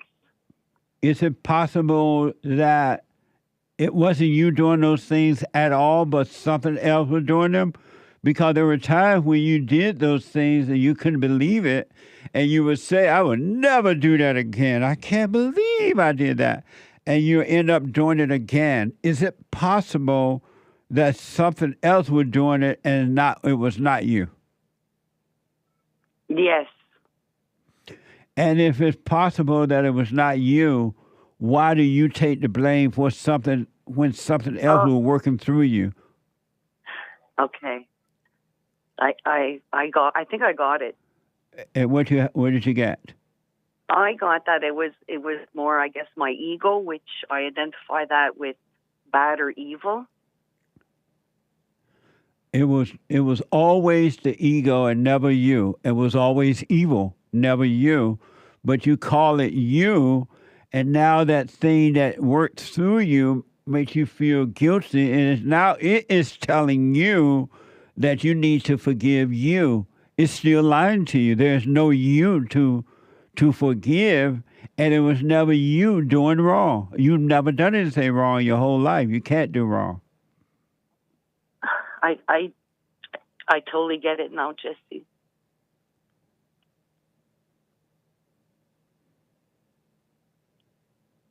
And Yeah. what do you understand? I'm sorry? Sorry? Sorry. What do you understand? What do you get now? Well, that I was identifying myself with the ego instead of separating myself from the ego. 100%. Thank you very much, Jesse. This is going to help me a lot, and I'm going to continue watching you. Oh, my goodness. And I want you to know. I feel it's not just mentally, like I'm actually feeling it. Yes. What I just understood. And that is the love of the Father. It's the Father, God, who is allowing you to see that. And now not only are you seeing it, you're feeling his love. And if you stay with it, you will live and walk by that love all the time. Yeah. I truly believe that. Which is easy for you to accept, that you are a sinner or that your sins have been forgiven? That my sins have been forgiven. That's right. You're not a sinner. That's how I feel right now. Right on. Now that I realized what you said. Yeah. It was never you. God knows it was never you, so he never judged you. He never tried to play games on you. He never tried to punish you. He never tried to trick you because he knew it was this thing, this ego thing, which is evil, that was driving you. It lives in you. It controls you, but you didn't know that it wasn't you. Right. What a mess. Amazing. Amazing. Are you doing the silent prayer? I'm not sure exactly what it is. I want you to go to rebuildingtheman.com/prayer. And I want you to start doing it. It'll tell you how to do it and everything. It's very easy and simple. So this present moment that you're in right now, realizing the truth. Right. I want you to do that so you can become one with that. And you'll live in the moment in the presence of God at all times, and you'll be fine. Yep. Okay, I will. I'll check it out. All right. rebuildingtheman.com/prayer. Thank you. Amazing. So never call evil you again. Never call thoughts and feelings you again. You're not your thoughts. You're not your feelings. You're not your body. And when all those illusions disappear, the real you will appear. It'll be amazing. Thank you very much. You're welcome. Have yourself a good day. You too. Call me again. Amazing. Amazing. Bye now. Bye. Amazing.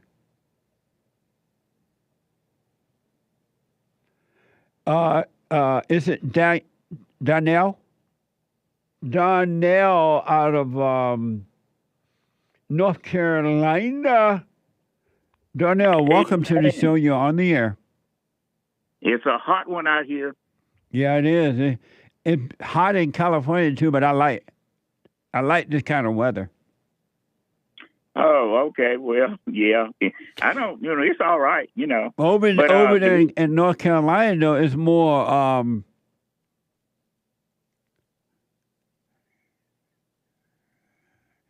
It's more. It's like stuffy hot. Yes, it is. It's humid. It really is. Yeah.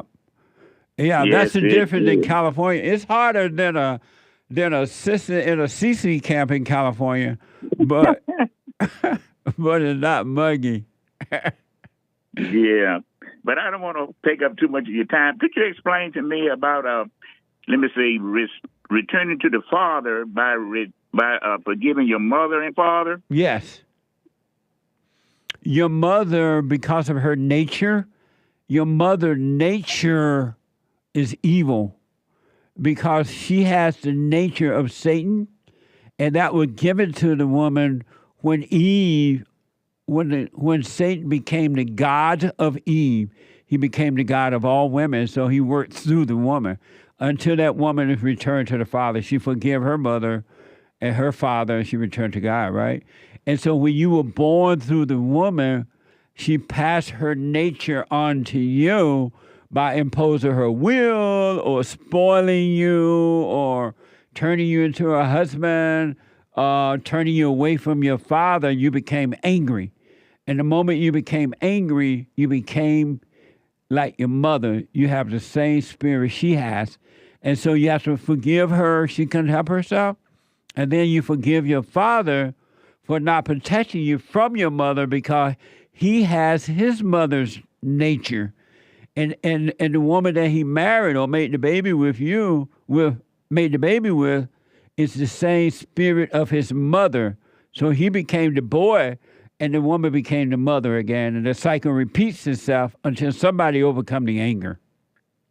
Amen. That's going on a lot. That is really going on a lot. But when you say return to the Father, are you talking about the Heavenly Father? Well, you will return to the Heavenly Father when you return to your earthly father, because you're never going to know or love God until you can love your earthly father first. And it's through him that you return to your spiritual father. Well, I don't know. Yes. Okay, but I was looking at John 14:6. Jesus told him, I am the way, the truth, and the life. Jesus says, no one can come to the Father except through me. Absolutely. So, yeah. So I think I see what you're saying. But, to return to the Father, we must receive Christ and repent. And, but you're never going to receive, you're not going to, quote unquote, receive Christ and repent until you can admit in your own heart, that you resent your parents, especially your father. Because how can you say you love God and resent your own earthly father? You never seen God, but you see your earthly father and you resent him. And men don't realize all men they are sons of God. It's just that they've been turned away from him. And your earthly father is a son of God. And so when you hate the son, you hate the father. That's what Christ was talking about. And you're not going to return to the Father until you return to the Son, which is your earthly father. Amen. And in a sense, that would be a good place to start. Yes. But I notice it appears that you leave Christ out of a lot. Like you leave Christ out. What do you mean? What do you mean by that? But you tell them you have to forgive your mother and your father, right? And then you return to the Heavenly Father. But I don't hear you say much about Christ. But what do you want me to say about him? He's the way, the truth, and the life. No one comes to the Father except through him. Right. That's what I'm telling you. He is the way, but your earthly father is the Christ on earth. He's just a weak Christ. But if you don't love your earthly father is no different than Jesus Christ in that he belongs to God. He's a son of God. And so your daddy, earthly daddy, is a brother to Jesus Christ. Jesus Christ is the brother to your earthly father. And so you got to love him. And that's what Jesus said, that if you don't, before you enter into the kingdom of heaven, you must go and forgive. You must honor your parents. And anyone that has anger does not honor their parents. They don't forgive their parents. God's never going to forgive them. And then, so they would never know God. Now, they'll know about him. They'll read about him. They'll talk about him. They have ideas about him, but they don't know him. Ideas about God is just ideas. Knowing about God is just ideas. It's not knowing who he is because you have not been born of him yet. Yes, I see what you're saying. You're just saying it in a different way. Okay, I had two questions. Then I'll let you go. Okay. It's been about 4 or 5 months ago, I think, and they were talking about that God loves unconditionally. That's a lie. I believe he does. He so loved the world that he gave his only begotten son. Why do you believe that he loved unconditionally? Because that's agape love. Did you know that when you ask black people, do they love white people? Right. That's what you're really asking them. I love all white people. I love Mexican, Chinese, but I've never met them. Because see, God loves unconditionally. If God love was unconditional, right? If His love was unconditional, why would He tell you that you're never going to get into the kingdom of heaven unless you go and forgive first? You would think that He would let you in heaven with the hell that you're in. No, He won't do that. So He loves you unconditionally. So if He loves you unconditionally, why would He tell you need to forgive first? Because He's a loving God. No, and we but have to receive Christ to enter heaven. But we have to receive Christ to enter heaven, but He still loves us. But that's based on conditions, though. No, it's not. Agape love is the love unconditionally. That's the kind of love I want my wife to love me. That ain't gonna happen. I want her to love me because I'm a great provider or a great this or a great that or a great this. The only kind of love that I want is the unconditional love. You're never gonna get love from your wife. Well, we ain't gonna go there, but I appreciate the call. I'm through. I appreciate Let me ask you this. But be careful. Let me ask you this. Let's not get personal. I'm about to ask you something else. Talking about God. I'm about to ask you. Hey. I'm asking you if it wasn't unconditional, why does He tell you that you can't get into heaven until you forgive? Because you have to be forgiven for your sins. But you have to become Christ-like. You have to become Christ-like. I know, but isn't that a sign? Me and you just disagree. Me and you just disagree. Donnell, isn't that a sign of an unconditional love? Yes, that's a sign of I'm sorry. love. Isn't that a sign of a conditional love? You must forgive, otherwise I'm not going to let you into heaven. He so loved the world that He gave His only Son. But you're not answering my question, though. Yes, I am. Can you get into heaven? Anyway, me and you disagree. Can you get into heaven? Argue about doctrine. Donnell, can you get into heaven without forgiving? I have to receive Christ. Donnell, can you get into heaven? Christ. Can you get into heaven without forgiving first? No, not first. So you have to receive Christ first. But how are you going to receive Christ if you don't forgive? How will you, quote unquote, receive Christ? But see, it's a sanctification. Once I received Christ, I realized that it was a whole lot of people. God gives me the power. God gives me the power to forgive my enemies. I realized that I had a whole lot of friends I thought was my friends, but they were stabbing me in the back. Of course. So God gave me the power to forgive them. One last thing. What does it mean to receive Christ unconditionally? To receive Christ. What does that mean? You have to believe that He came and died for your sins. You have to believe that. And you have to do what He said. Repent. Turn from your evil ways and receive Christ. Believe in Christ. Believe what He done. Donnell, call me again. Amazing call. I appreciate it. Take it easy, my friend. Be careful. All right, buddy. 888-7753. One more hour to go. Hake is coming in with the hate news, not the fake news. And I'll be back in a moment. There are two lines open right now. 888-77-JESSE. Back in a moment.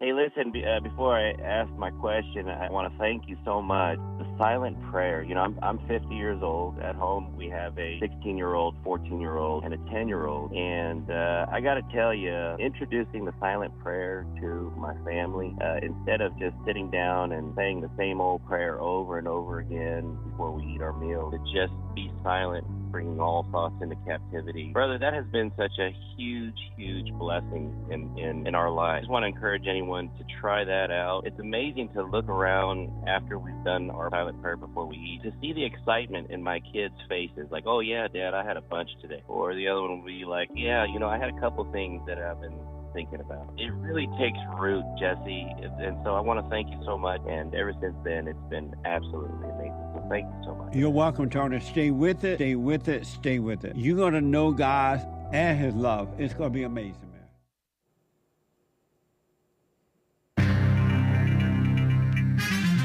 A whole lot of mess going on in the world. This is the end of hour 2 of the Jesse Lee Peterson Show. It is Wednesday, June 26th, AD 2024.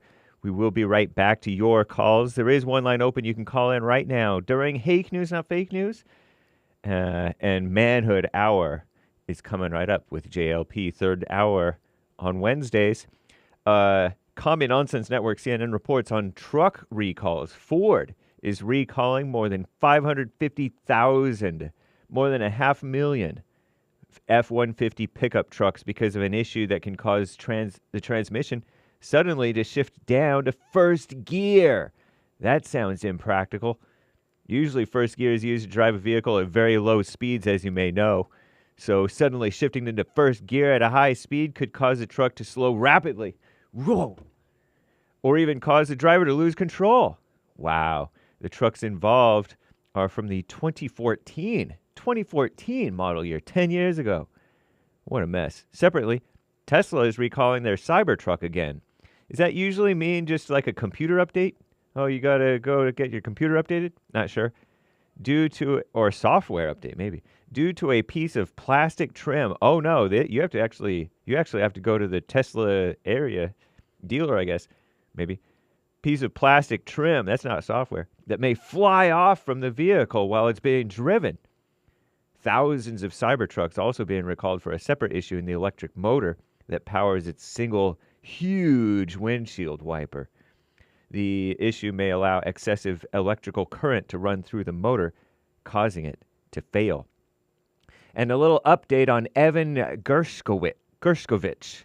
You may recall that name if you watched Tucker Carlson's interview with Vladimir Putin, the most interesting man in the world to some.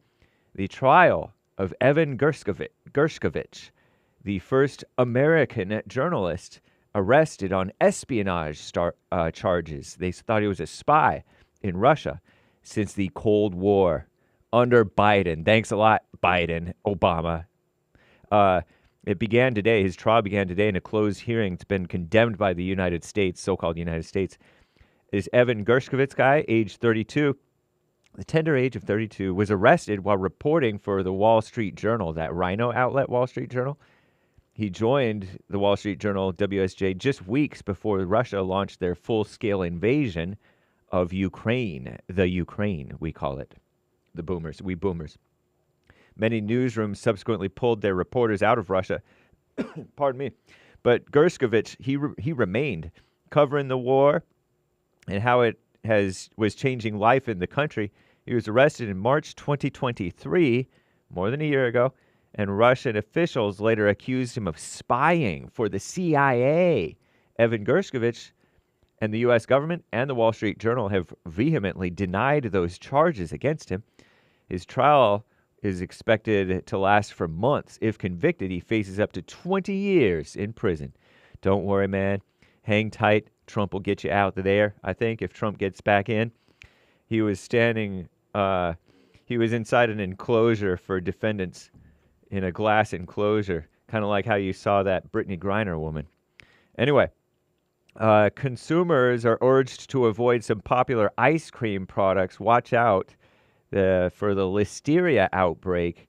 Maybe a good time to check your freezer. Some ice cream products from brands including Friendly's, whatever that is, Hershey's, and Chipwich could contain possible traces of listeria, Listeria, according to health officials. I forget what listeria does, but you don't want it if you can avoid it. Michael Phelps was ripping the World Anti-Doping Agency for inconsistent enforcement of the rules.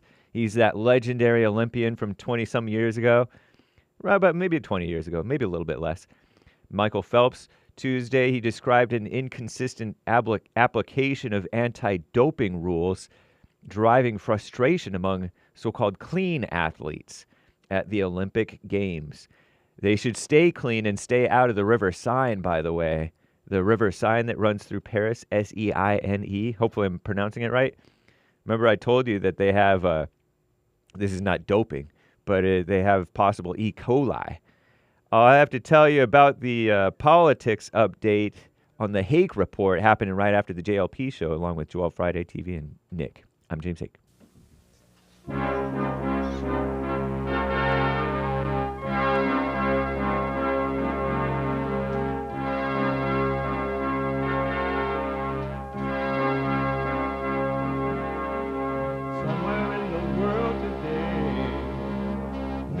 got to stand up strong, face the truth about themselves, to understand what went wrong. I know we can find a way. I know we can find a way. I know we can find a way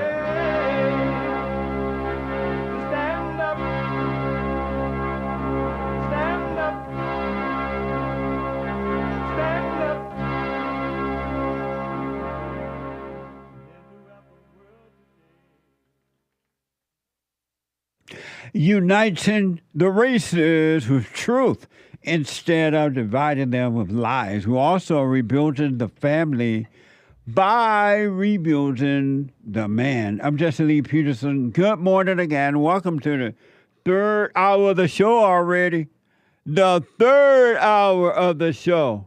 Amazing. You can get involved by calling 888-7753-773. 888-77-JESSE.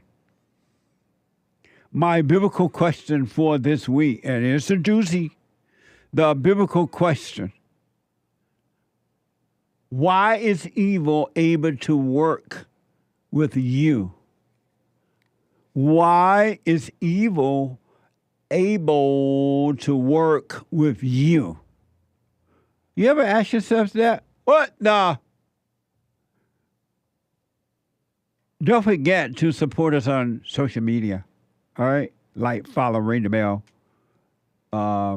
subscribe. JLP Talk on X and Jesse Lee Peterson on Instagram. And if you're busy selling cocaine, buying cocaine, smashing and grabbing, or you might be an illegal alien and you're running around raping white girls, and in some case killing them because you're here illegally and you have a criminal record, you could be listening to the show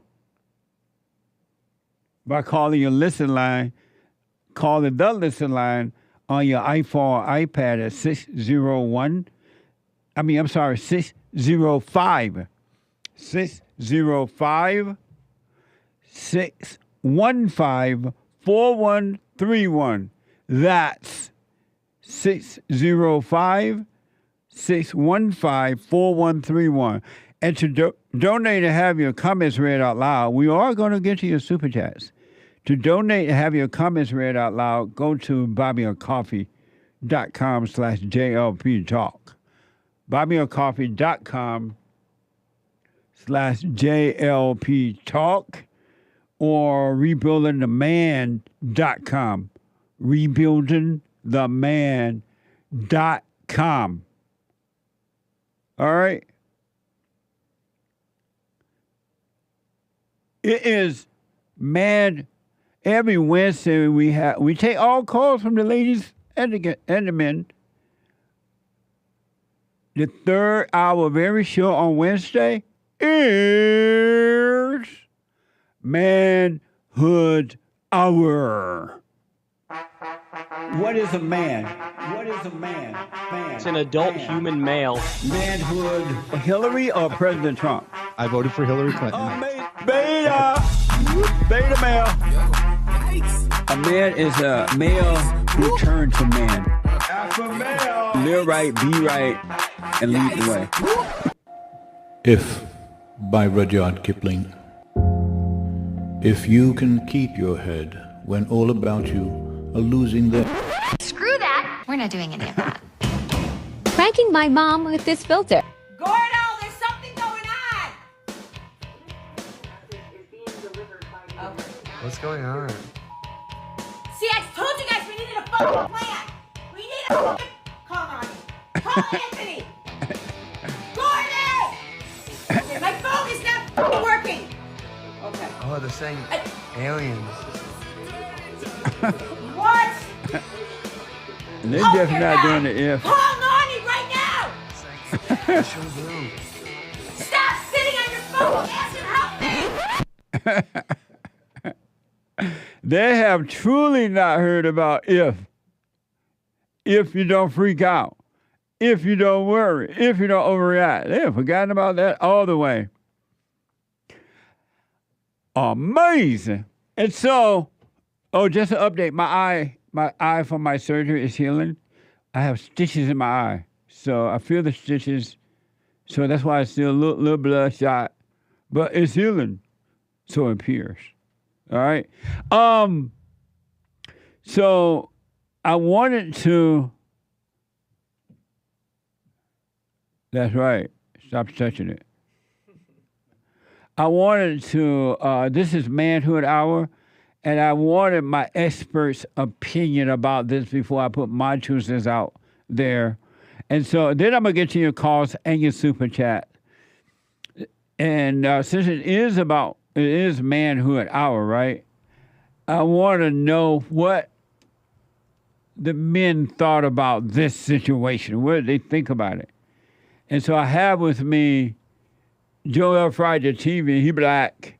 He is the host of Joel Friday TV Monday through Thursday at 11 a.m. Pacific time, and an expert here on the show.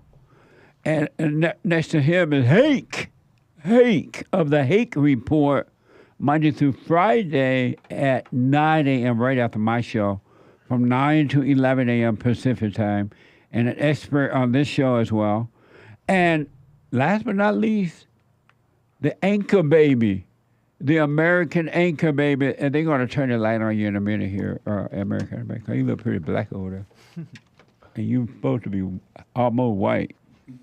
The American anchor baby. He's the host of the American Anchor Baby Monday through Friday at 12 noon and on Friday at 4 p.m. Pacific time. Also an expert on this. So, how you guys doing? Fine. Morning. Nice. I want to know what you guys think about this. I could be wrong about it, so that's why I asked my experts to come in. Also, you guys, the ladies out there, can come in on this as well. There's this men's group, and according to this report, men are reportedly paying $3,000 to go to a retreat in Montana. The goal is to heal and release their inner power. They're paying $3,000 to go. So I don't know if that includes flight and hotel. But they're paying $3,000 to go to release, to heal and unrelease their inner power. Watch this from X. This is what happens when a man finally lets go of the pain he's been carrying and embraces his true power, says the caption.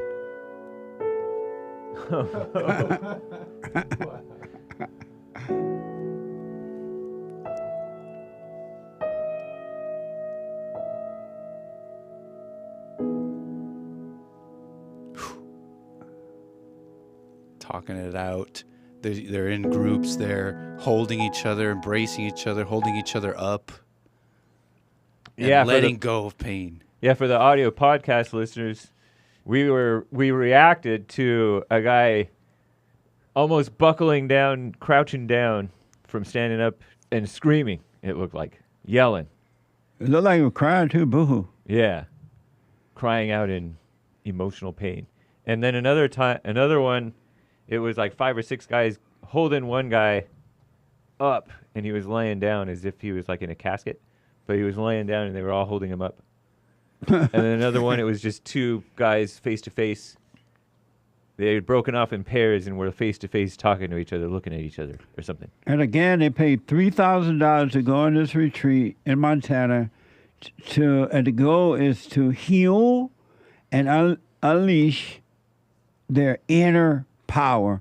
And according to a quote from the leader of this group, a quote from the leader of this retreat, did you know that 1 in 7 men report having no close friends?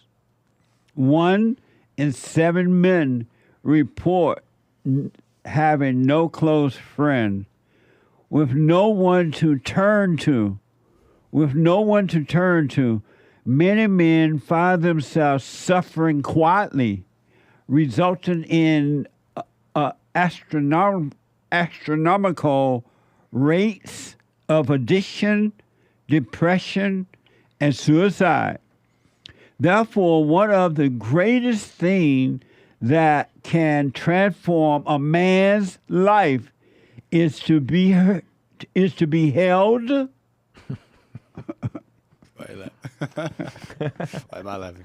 You're not supposed to laugh. You're giving away how we're supposed to think about it. Therefore, one of the greatest things that can transform a man's life is to be held, witnessed, and respected by other men. I'm going to read it a little bit on black. Therefore, one of the greatest thing that can transform a man's life is to be heard, witnessed, and respected by other men. That's a quote from the leader of the retreat. And you say, Joel? It's absolutely insane. I think that's pretty clear, in general, right off the bat, that it's absolutely insane. But there's a relief that comes from comfort that mostly women like. They like that little, expression of being comforted or hugged and stuff like that. But that's totally not natural for a man to be craving that.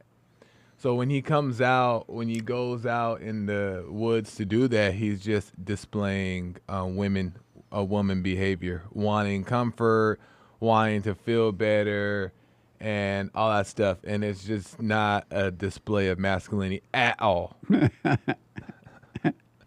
And what about this idea that 1 in 7 men report having no close friends? Yeah, it just sounds like, which is true, is that women taking over and women influence being over the men, even though it's the men's, women's influence being on the men. And as far as being emotional, expressing their emotions and feeling depressed, and all these things are pushed by or influenced by the nature of women.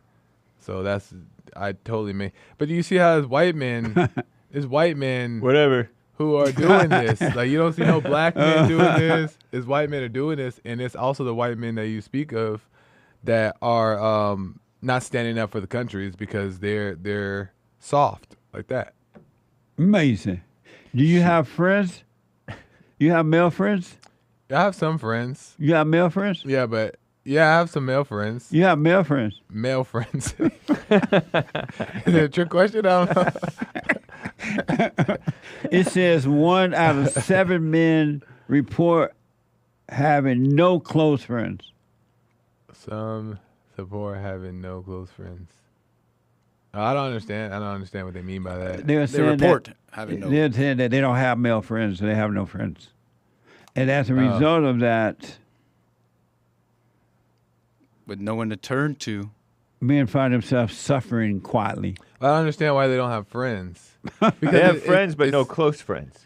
Because it's typical that, obviously, men who are waking up and saying and doing the right things, they tend to be the ones that not have the friends. The ones who act like that seem to have all the friends. So that's where I'm confused. Oh, I see. Yeah. And do you have close friends? Yeah, I have a few. Oh, okay. Yeah. Hake, what do you say to that? What you've seen?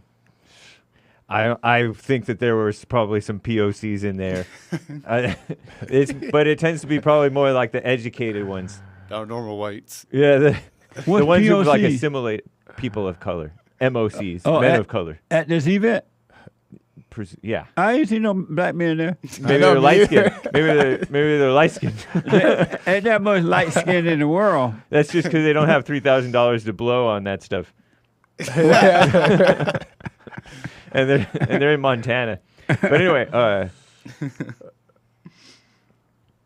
it reminds me so much of this footage that you played when Sean, your best producer, showed you of of the women hitting the ground with sticks, right? And screaming, doing their primal scream stuff. Yeah, I think you men did something like that too, and that may be in a different group. Yeah, Yeah, so, we played something recently like that, but this is not unlike that at all. Oh, okay. This is. I won't disclose whether this is what we do for the men's forums on the monthly. You could disclose that. That was first Thursday. If that was happening, I wouldn't even go. There are screams coming from anyway. But anyway. No, that's. I remember my cousins and brothers. We would always laugh at people who would cry at the Christian events. You know how people would be going through stuff, difficult times, and just cry emotionally. Yeah. And we would just kind of laugh amongst ourselves. And I think that's more normal to not to get into the emotions, especially for men and normal people. And how about the fact that they say that 1 in 7 men report having no close friends?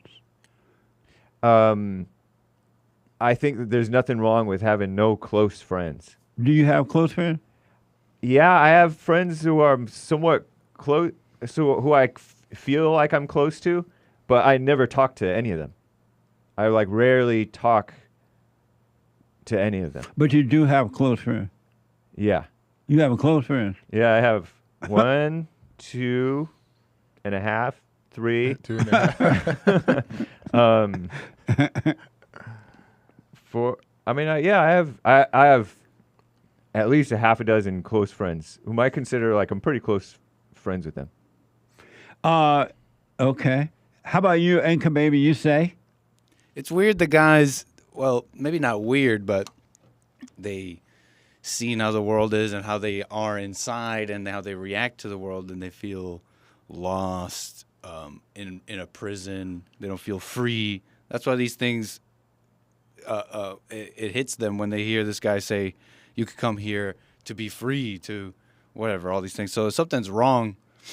But they go, in response to all that, they go the woman's way. They go, well, okay, I just have to be more emotional, accept the emotion. You know, they say the men are killing themselves because they're not allowed to cry. That's what they say. They say they're not allowed to show their emotions. Yeah. That's why you have these astronomical rates of depression. And suicide. Normally, I wouldn't even care because that's pretty much how the world is. Comfort. That's the world I grew up in. But they're calling this manhood. They're calling this like a manhood thing. And this is the power, the inner power of the man. This is the hell of the woman. And this is I see desperate people who gave up. Desperate people, not necessarily strong and manly. They're saying about 1 in 7 men. 1 in 7 men have a report having no close friends. Mm-hmm. Do you have close friends? I relate to what James said about having close friends that I don't even speak to. I just consider them close for some reason. So you do have close friends? I'd say yes in the way James said there. I have close friends. I know, but I'm nitpicking. I can't help but nitpick here because even those close friends, I noticed and this is my own fault too. But in a sense, I tested that, and I didn't mean to, but it was because of ego or for whatever reason. You test what? Test their friendship in a sense. And it's not that I meant to do that, but you were just playing when you tested? Not playing, but let's say speaking about things that they don't care about, politics, something like that, right? Yeah. You see all that. Oh, I see, yeah. Yeah, even yeah, I know what you mean. Close people, that's flimsy is what I've noticed though. Is what I wanted to say. I have another caveat about people crying. Sometimes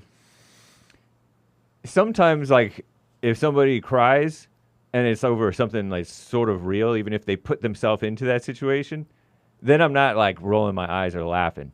And I almost said as much, but I'm not even really at all.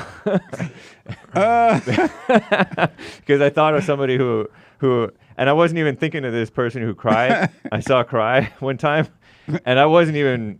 It just seemed okay. I understand why that person's crying, and it wasn't even like. It wasn't like that though, where everybody's like holding him. He went out to the wood with $3,000 worth. And him, mama. It was just a guy suffering by himself, and there were a few of us there, of like friends of his there, like casual friends. Right. And nobody was like, oh, feeling the pain with him. It was just he was feeling the pain, and he was just couldn't help it. He must be listening now or something. May or may not be. But I wasn't thinking of him. He just came to mind. He came to mind afterwards, but I wasn't thinking that. Is a man ever supposed to cry? I was just about to say, there's a necessary relief in getting certain things out, but not in this way, and not in a like I'm gonna just be a cry. I'm just gonna be a crier type of thing. But I don't see anything wrong with letting it happen when it happens. And when you say a release and getting things out, what does that mean? Like it does sometimes. It's sometimes nice to when it comes out. So say if like for whatever reason you get in a situation and then you cry, right? It is sometimes nice to get it out in the sense that it does bring a little bit of relief. Like you feel a little bit better. Oh. But it's not an excuse. I'll make that clear. It's not an excuse to just be crying all the time. You don't want to do that because then that should tell you that you have something else you got to work on. But I don't see anything wrong with crying. Is a man ever supposed to cry in front of a woman? His wife, his girlfriend, his mama, his sister, any woman? I don't think it's ideal to do that, no. Just because regardless if she knows you're sad or not, because I think that they'll know if you're sad or not, but I think it's like women want to be able to see their man handle it properly, even if they know they're sad or not. They want to see them be tough about it. Let me do this real fast because I want to hit something else here. It also said, with no one to turn to, many men find themselves suffering quietly, resulting in astronomical rate of addiction, depression, and suicide. Is that true, Nick? That the loneliness is causing that? Yeah, that No. they suffer quietly. These men, because they're not up there crying, they don't have any friends. The funny thing about people like that. Does that cause suicide or No, depression? that does not. No, it doesn't. You're talking about crying and stuff. And the thing about I guess the point here is that relief makes you worse. It makes you weaker. And you give into that relief, it's actually just making you weaker. You give into that cry, and then the next time the emotion comes, you give in more. And you'll end up killing yourself anyways. You're in this group crying with the people, letting it out, thinking it's going to make you weaker. You're getting stronger, but you're getting weaker. And the next thing that's coming, then you really will kill yourself. It's an absolute mess. So no, the loneliness isn't killing them. It's that everybody had to suffer like this, but now we tell people that the mind is real, that we give it names, anxiety, depression, we give it all these names. So we still have to suffer the same way, but now... But let me push against... When you're in there, you're calling it all these things. Let me push back I'm pointing at against- my head for those listening. Let me push back against that a little bit. But do you think that we should push it down? Let it be Yes, pent up? deep down. Normalize lying about your feelings. I'm fine. Normalize and I'm inside fine. being honest. You know what's going on inside, but normalize because you're getting weaker. You're giving into something. But I feel like it's not strength getting by pushing it down and pretending like it's not there. And Pushing like, what You down? know it's happening. Like You're I'm not saying. pretending like that. Right, but he's like saying like letting it like pent up this stuff. Why let it out? Rage or But I'm not something. saying like Keep I'm it not inside. saying that. But I don't think that we should also put it down. That's why I say it's okay to let certain things come out sometimes because you are just letting it out, and not like thinking that I can't or it's not manly or all that stuff. Like I don't think that it's healthy to just sit there and just like, in my opinion, push it down? What benefit does it do to push it down? Because inside, while I'm pushing it down, I know I'm not manly, or I know I'm not, so I'm not lying to myself. Right. But if I'm gonna cry and let it out, huh? No, you keep on sitting up too high for your camera. Push it down. This is actually me sitting normal. He's trying to look I gotta at go like push it down. Push what down? The feelings and the camera. The feelings. No, I'm talking about. We're not talking about pretending. We're talking about letting your crap out and don't say and crap and spewing it all over the public. You understand? Well, what I'm saying? I don't agree with that. That's what you're talking about. No, You're I'm talking saying about even at spewing. home. No. I'm not saying inside. I'm saying inside. I'm being honest with myself. No. But you want me to also cry and let it out on others? No. I didn't say that. I'm saying that like if you're at home in your own privacy or whatever the case is, and you are feeling that way. I'm saying you don't have to deny it. You don't have to say, oh, let me push it down because men shouldn't cry or whatever the case is. If it comes up and you're at the home and nobody's around or whatever the case is, I don't see anything. You cry at home sometimes? Alone? I mean, I typically don't have much reason to cry, but let's just say, like, if I get I've cried multiple times if I get a revelation that is so good. You mean from cry? God, and then I'll cry. Yeah. There's But let's nothing say wrong you with cry it. at home. No, I'm talking about the thing you be trying to get out. You What do let you mean? out. Like thing if that I'm you're sad, pushing- Yeah. I'm typically not sad like that, but Oh. but for But I it's don't okay see if you anything cry wrong at with it. home, right? Is what you said? Yeah, I don't see anything wrong with it. I'm Okay. just saying that like you're not becoming a crybaby. Let's say you cry at home. Let's say you cry at home. You're like, okay, I'm not doing it in public, Nick. It's like I'm just doing it at home, and I think that's fine. Right. But then you go and tell people that you cry at home. You're spewing that. You're still spewing it on people, not showing strength and kind Not of. exactly. Well, that's what I'm saying. You're sowing doubt into the public because you're putting out your crap. Well, but right now that angle is saying that the perspective of crying is not strength, and I don't believe that. I don't think that is strength or weakness. I think that it's just sometimes it may be necessary. Now, if you tell people that you cry, and sometimes when it's necessary, it doesn't necessarily mean it's weak either. But my point is that we shouldn't be cry babies, like going out in the woods and doing that. Yeah, That's the $3,000. joke too far. That's a joke too So far. when you cry, you put that song on. I cried over you. What a fool I've been. No, that's a little bit a lot, but that's a little bit. I don't think we should push it down in the name of strength. That's what I'm saying. Down and normalize lying about your feelings. Don't tell anybody. Why? But be honest about it with yourself. I don't think we got. So, hey, do you cry? Never. I've never cried Is a in my man life. ever supposed to cry? Rarely, maybe. No. Wait, which one? Rarely, maybe, no. You don't want no three choices in crime. Oh, yeah. Pretty much not. Wait, pretty much not or is a not? man ever supposed to cry? A little. A little? Yeah. What do that mean? Like maybe once or twice in his life. And how do you decide when he's to cry? born? When he's born, I guess, because he needs That's to the one. breathe. That's one. And then when his daughter gets married, he can cry. That's two. So you feel sorry for the husband? Yeah. My little girl. So real fast, does they say that with no one to turn to, many men find themselves suffering quietly suffering in astronomical rates of addiction, depression, and suicide. Does that causes suicide not to have a friend? No, I think you get more messed up turning to people to express your stuff. If they were really quietly suffering, truly quiet in their suffering, I don't think that they would turn to suicide or drugs or whatever, depression stuff. Amazing. So I think this whole thing is crap, the whole thing, right? But I got something that I want to ask my experts about. But this whole thing is stupid. They could have donated that $3,000 to Barn. Go to rebuildingtheman.com. If you just got $3,000 to throw away, go to rebuildingtheman.com/donate or call 800-411-BOND, because this whole thing is a bunch of crap. Treasure Chest is opening. Oh, I think say crap, huh? Treasure Chest is opening on D-Live. Back in a moment.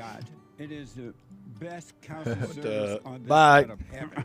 I counsel with men and women, families, individuals around the world. Most people are unhappy. They're miserable. They have rough lives. They're depressed, suicidal, young and old, of all races. I understand, I know why, and I do understand it. Because exactly what's happening in me is happening with everybody outside of me, inside of them. And I've noticed that with those who really, really, really want to understand, they overcome it just like that, out of one counseling session. If you need counseling, you can go to rebuildingaman.com or call 800-411-2663. 800-411-BOND. Best counseling service on this side of heaven.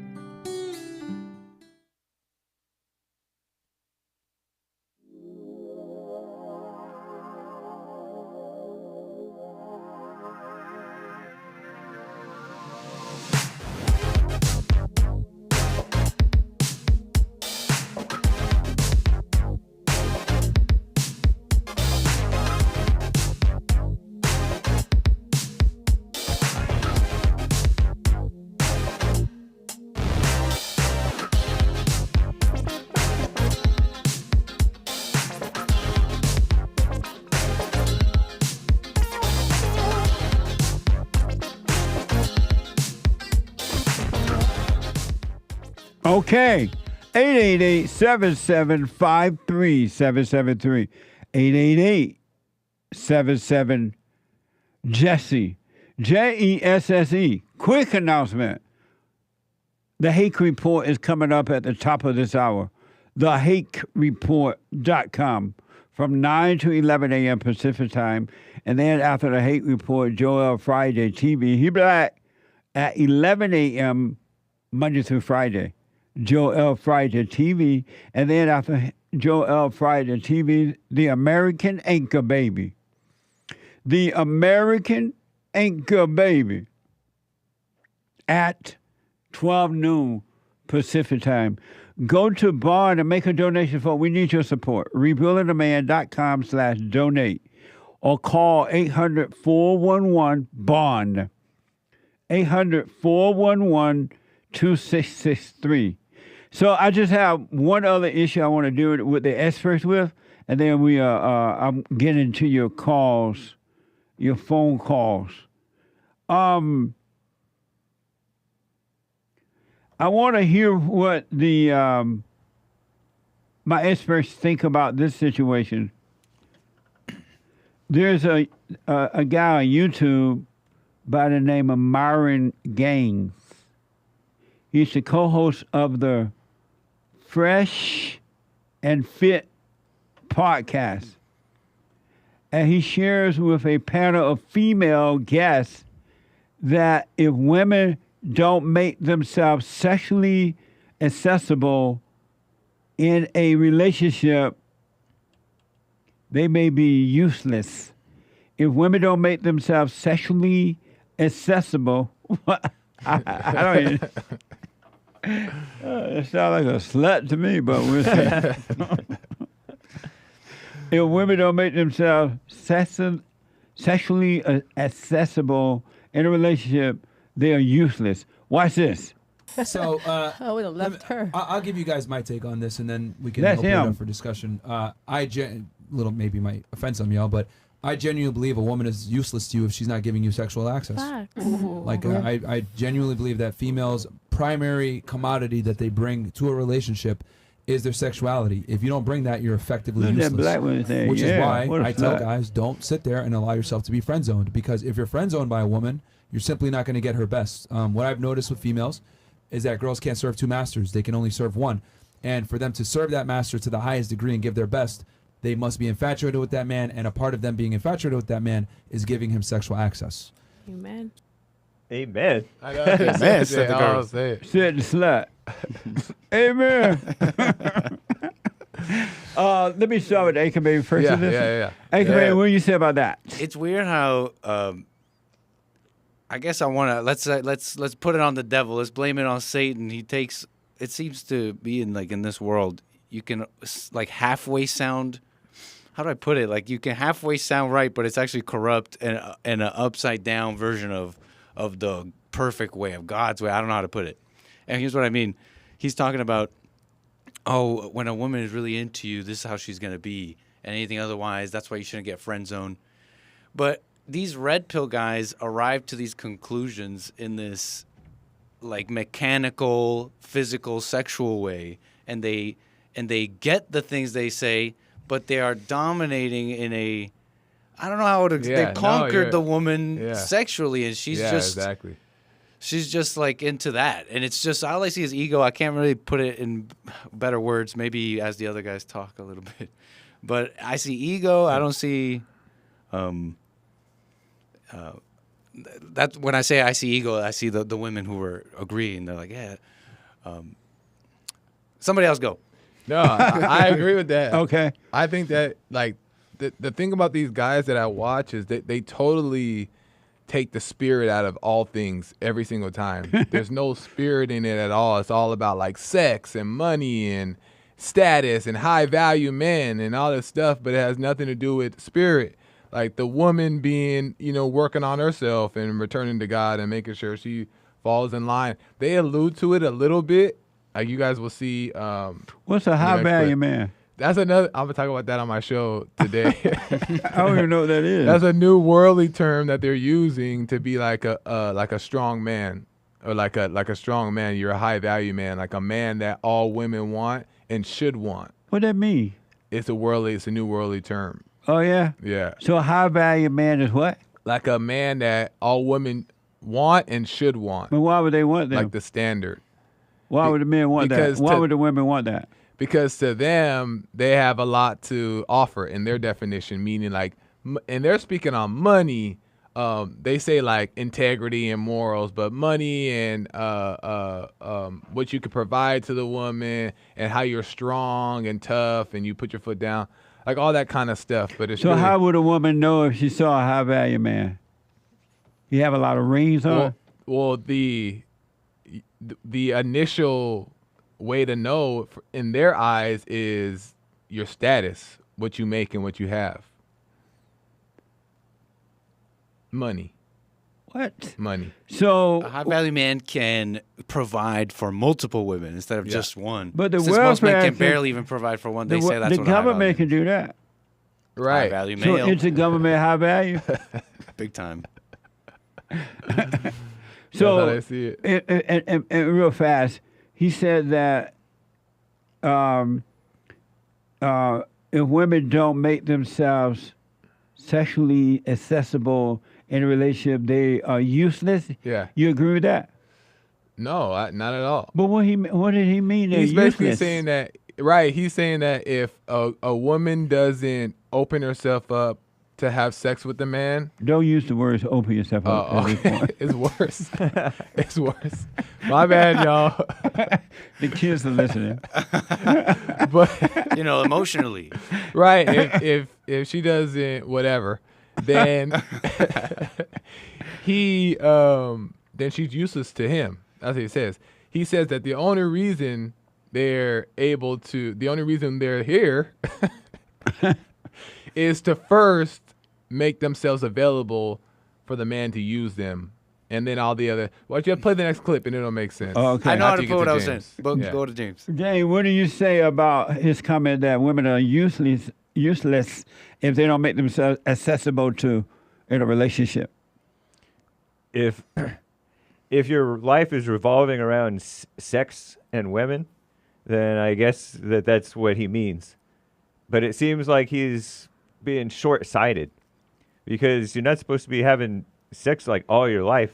You're supposed to get old and have children and stuff like that, and have a decent woman that you can trust on some level. To raise a kid. So, and on top of it, it seems like everything that it seems like their life is revolving around getting a woman that you can have the S with. Yes, have he said sex the with. S. That's what you said, Joy. I S, know. don't be saying. I know. Open yourself up. Yeah. I know. And on top of that, like You're not even supposed to be having sex before marriage, you know? Yeah. Right. That's a good point. Because then you're Very just good getting point. lost in all that. Yeah. Very good point. So it's. I think he's wrong. And this is from the YouTube channel too. The same guy, right? Yeah, same thing. And friend zoned. Pardon Oh, me. what is friend that? zoned? That's when you want her, and she's like turned off. She's gonna let's just be friends, or just treats you just like a friend and walls you off from dating or being interested. And apparently, he's saying, having don't do the that. S. Don't be a friend. Yeah, don't get friend zoned. If you get friend zoned, forget about her. Where do these people get this advice? The guys that are giving advice, where are they getting this stuff from? I think they're getting it from practice. Yeah, getting with women. Exactly. And from each other. Because they capitalize off of the dumbness of a woman's nature today. Meaning, like, she's only into the money. She's only into false confidence. So they capitalize that, and they feel good about it because all these women want them, not realizing that all these women want you for the dumb things that you present. So how come the women seem to be going along with this bad advice? Because women follow men, and men are dumb. Oh. It's kind of like because women aren't dumb. You covered Jordan Peterson. Right. That's why they do it. Because We they covered aren't dumb. You and I covered Sorry, Jordan James. Peterson, talking about using Peterson? Jordan Peterson, yeah. using emotions to get what you want, like Right. the devil behind you. This is the same type of thing. Understanding the fallen state human nature and exploiting that to get the best out of. Oh, okay. What you want. Let's move real fast. Yeah. On YouTube, here's where Myron says, women are sex objects and men are success object. I don't even know what that means either. But I got to hear from these guys. Watch this. So that's my take on it. Some people get offended, like, oh, you're just looking at us as sexual objects. But that's kind of what it is. I look at women as like, women are sex objects and men are success objects. That's just what it is. You know, that's why the makeup industry exists. That's why plastic surgery exists. What I'm trying to say is that in general, we have an entire industry, multi-billion-dollar industry that exists to amplify female beauty for the sole purposes of attracting men, and those men are interested in sexual access. Everything else comes after the fact. Your personality, you being nice, cooking and cleaning, all this other crap, that comes after you meet the first requirement of being attractive enough for him to be sexually interested in you. You say Hake? I don't disagree with him in that he's describing how people are, how people think. Yeah, that's true. That's the way of the world. That Yeah. part, I mean, he is kind of overstating it because women are all into ego, and the ego kind of feeds their getting way too into the makeup thing. Joelle Friday covered one show where these women with way too much makeup look like a clown. Yeah. And that's not even attractive to men. But still, at the root, it is about the men and women in the fallen state coming together like that. You say, Joe? I say that the only reason why the makeup industry or any of that stuff exists, the enhancements exist, is because that's what guys like. It would not exist if guys didn't like that. That's true. So Absolutely. He's saying that, that's a good thing it exists because the women want to impress us, but no, it's that we just want to look at them in the wrong way, and they're just doing that for that only for that reason. So it's just like another thing that boosts his ego to make him feel good, but in actuality, no, it's not a good thing. Yeah. You say Anchor Baby? Yeah, I don't necessarily disagree with the words, right? I guess what I was trying to say earlier is that he seems to have discovered how most relationships are. He's saying, well, what's the point if I'm not giving you what a man does, and you're not giving me the sex? What's the point? It's like, yeah, welcome, buddy, to the world. It's just that he's saying it like he said something deeper than that. But what are women for? Yeah, in most cases, sex. But even in a marriage, they have sex for the babies, and then there's a couple more things, you know. Maybe add to that, Myron. What's cooking success and rearing children. object? He said men are success object. What does that mean? That they have to be successful. That's what the women look for and see in the men. They want to see success. Oh. And they're a success object, and what the men look for in the women is sex. I see. Well, he's right about that because men don't. When men see women, They're not thinking about, I wonder how smart she is. I wonder how much she loves the Lord. Right, or it'd be someone I want to talk to if they're educated. Men are thinking sex, pure sex. But there is, finish. Yeah, let me make this point. And men are thinking sex, and the women are thinking, especially women today, about how much money you got. And so they're not like coming together out of love or any of that. They got the money, they want the money, and the women and the men want the sex. But I do want to say that to the ladies, I urge you, do what you want. You are not sex objects. You're not a SS in relationship is useless if you're not sexually available. Accessible. That's a lie. That's evil. And any man that want to do that to you is turning you into a slut. That's all you're doing, because that's all he's thinking about concerning you is sex. And that you're not supposed to be doing this. You're supposed to be getting married. If you want to be married, have a family, get married, make babies, and then cut the sex out and grow up, all right? And raise your children. Your sex is not supposed to be pleasure. And ladies, you don't let any man turn you to a sex object. That's not true. And you're going to end up miserable, because that's going to only last for a little while, and reality is going to set in. You're going to be lonely. You're going to be depressed. You're going to be suicidal. Don't let men turn y'all into sluts. That's not love. You are not made that way. It's not supposed to be that way from God. That is not love. That's bad advice. Now, I don't know if it's intentionally or he just think that he's right about that. But ladies, you're not supposed to be sex objects. You're not born that way. You were not created to be that way. And the problem is today is that women are looking for the love of a father, but they think when these men look at them, these men just look at sex. They ain't trying to be your daddy, but they should, but they're not. All right, so drop your anger, ladies, so you'd not be using that way. They'll just turn you into a slut and then find somebody else to make a slut out of. Because one slut is not enough sluts. Okay, last word. Well, you basically said it is, ideally the first initial thing in the fallen state is you're thinking sexual, but as you're waking up, you realize that it's not just about that. Of course, you're still going to be like... And sex ain't love, ladies. Right. That is not love at all. It's just sex. But go ahead. Yeah, but of course you still want a pretty girl. Everybody's you're attracted to prettiness, but then when you wake up, you start to ask other questions. Is she going to be a good wife, or is she going to be able to raise the children and stuff like that? Right. So, yeah, I agree with what you're saying. Last word. What he described is the reality of how people are in their messed up state, but he sounds like you think it's the right thing. Yeah, he doesn't. You don't want to encourage people to go down deeper into hell. Yeah. Right. Yeah. Repeat that. You don't want to encourage people to go deeper into that hell, because that is just hell. Yeah. It's like a pleasure and then at the end emptiness, pleasure, emptiness, and regret and. It's mess. A good feeling that's going to turn into a bad feeling, which is evil both ways. It's just complicating your life. I'm sorry he's telling these ladies that.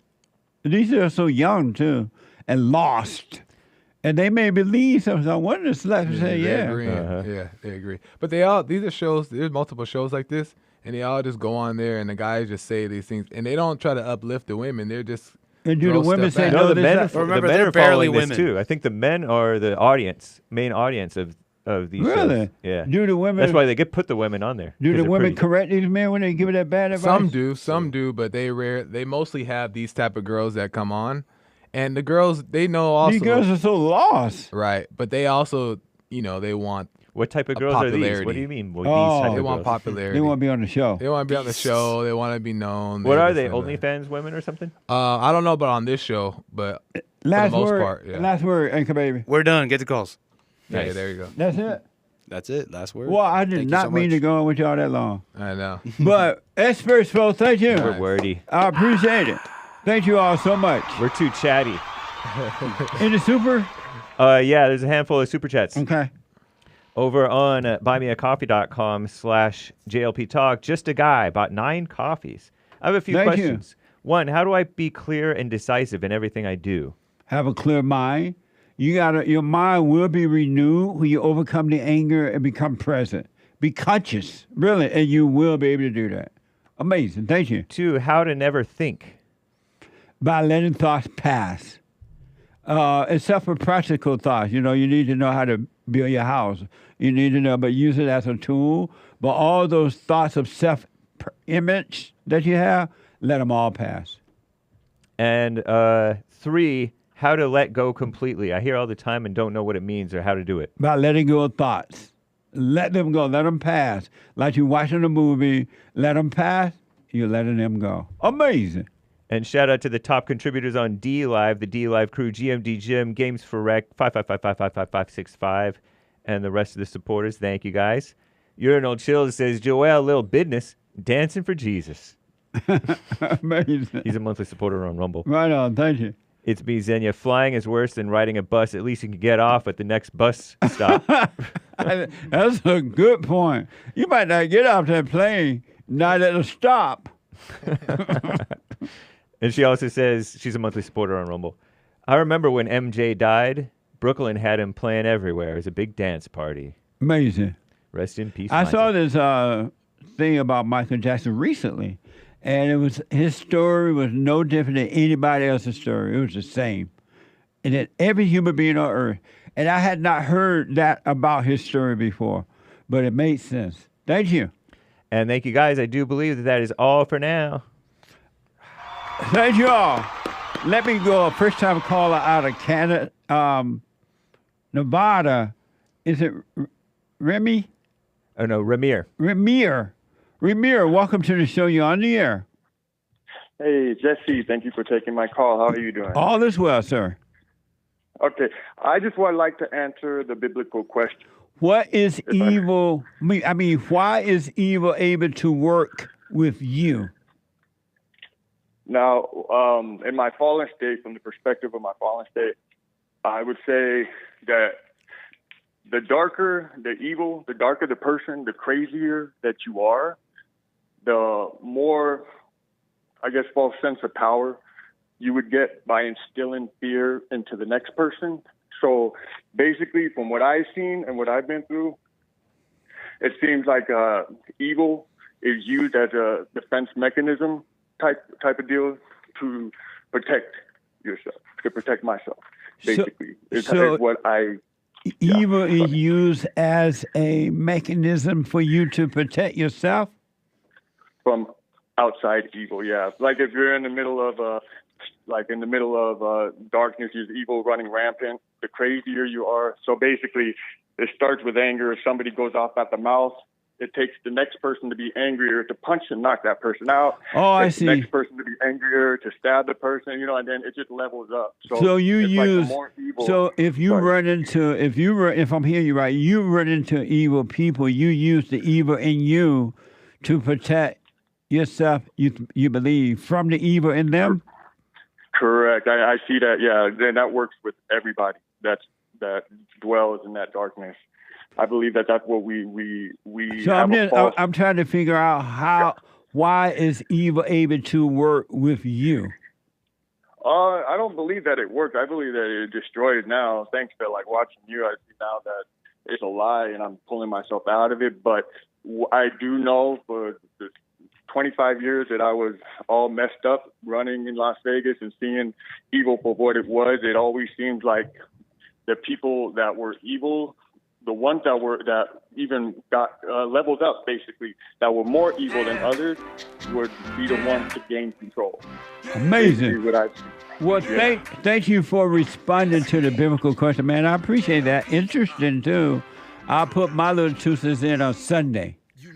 Thank you, Jesse. Appreciate you very much. Thank you, man. Stay with us, stay with it, all right? Yes, sir. I appreciate you. And I just want to let the viewers know, too, that you're the real deal. Jesse's the real deal. His counseling service is the best by far. And I can see, and I appreciate you for helping me with that, Jesse. Right on. Stay with it, buddy. Amazing. Yes. If you want counseling by phone, Skype, or walk in, go to rebuildingtheman.com. rebuildingtheman.com, or call 800-411-BOND. 800-411-2663 to request counseling, family, individual, however, right? Thank you all for an amazing show. Check out my experts and their shows. It's amazing. Hake is coming up now, thehakereport.com. Get on that straight and narrow. For those who stay there, I promise you, you won't regret it. No matter how difficult, how unsure, how painful, or wherever you get, stay with it. Go climb the mountain all the way. All right? Do the silent prayer, rebuildingtheman.com/prayer. Go forgive your mama and your daddy, or grandmama, whatever woman, your adopted mama, whomever, right? But forgive. And God will forgive you, and He'll wake you up, and then you'll start to overcome the darkness. Stephen out of Maryland. I'm out of time. I'll be back tomorrow. The Lord is with us. And then Tyler out of Michigan. And the call that just dropped. I'm out of time. I'll be back tomorrow. Bible Thumper Thursday tomorrow. Believe it or not. Bible Thumper Thursday tomorrow. All right? The Hake Report is coming up now. The Hake, Hake report.com. After him, Joel Friday TV, and then the American Anchor Baby. Have a good day, and thanks for your support. Super tastic and everything. Thank you. Take care. Boy, you better stand up and amazing. Put your hand up and hut. Because if we don't, then we lose, and then we got to hit the fake news. Whoa.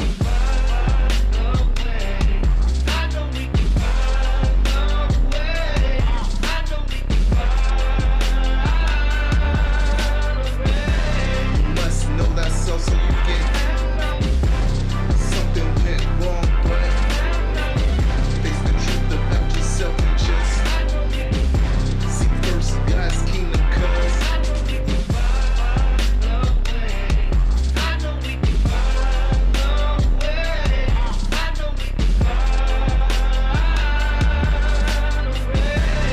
must know thyself so you get something went wrong, but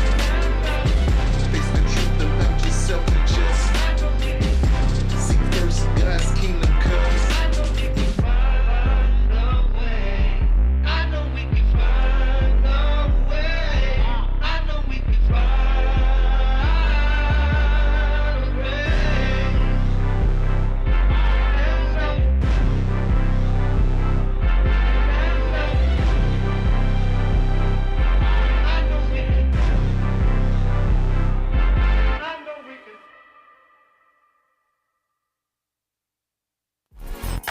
So, here's what I recommend. I invite you to download my silent prayer, and I want you to start doing it.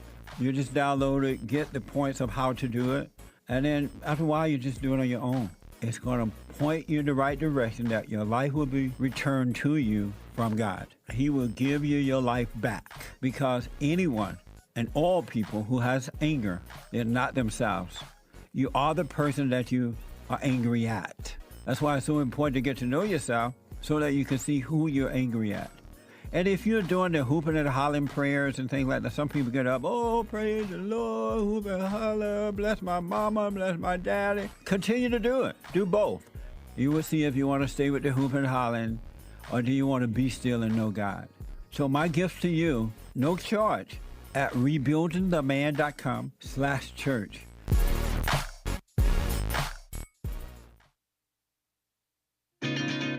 Other than sex, I wonder, why would a man even need a woman today? Women don't know how to cook. They don't know how to clean. They're in competition with men. They don't want to be wives and mothers. Some want to get married, but they don't want to live in that proper position of life.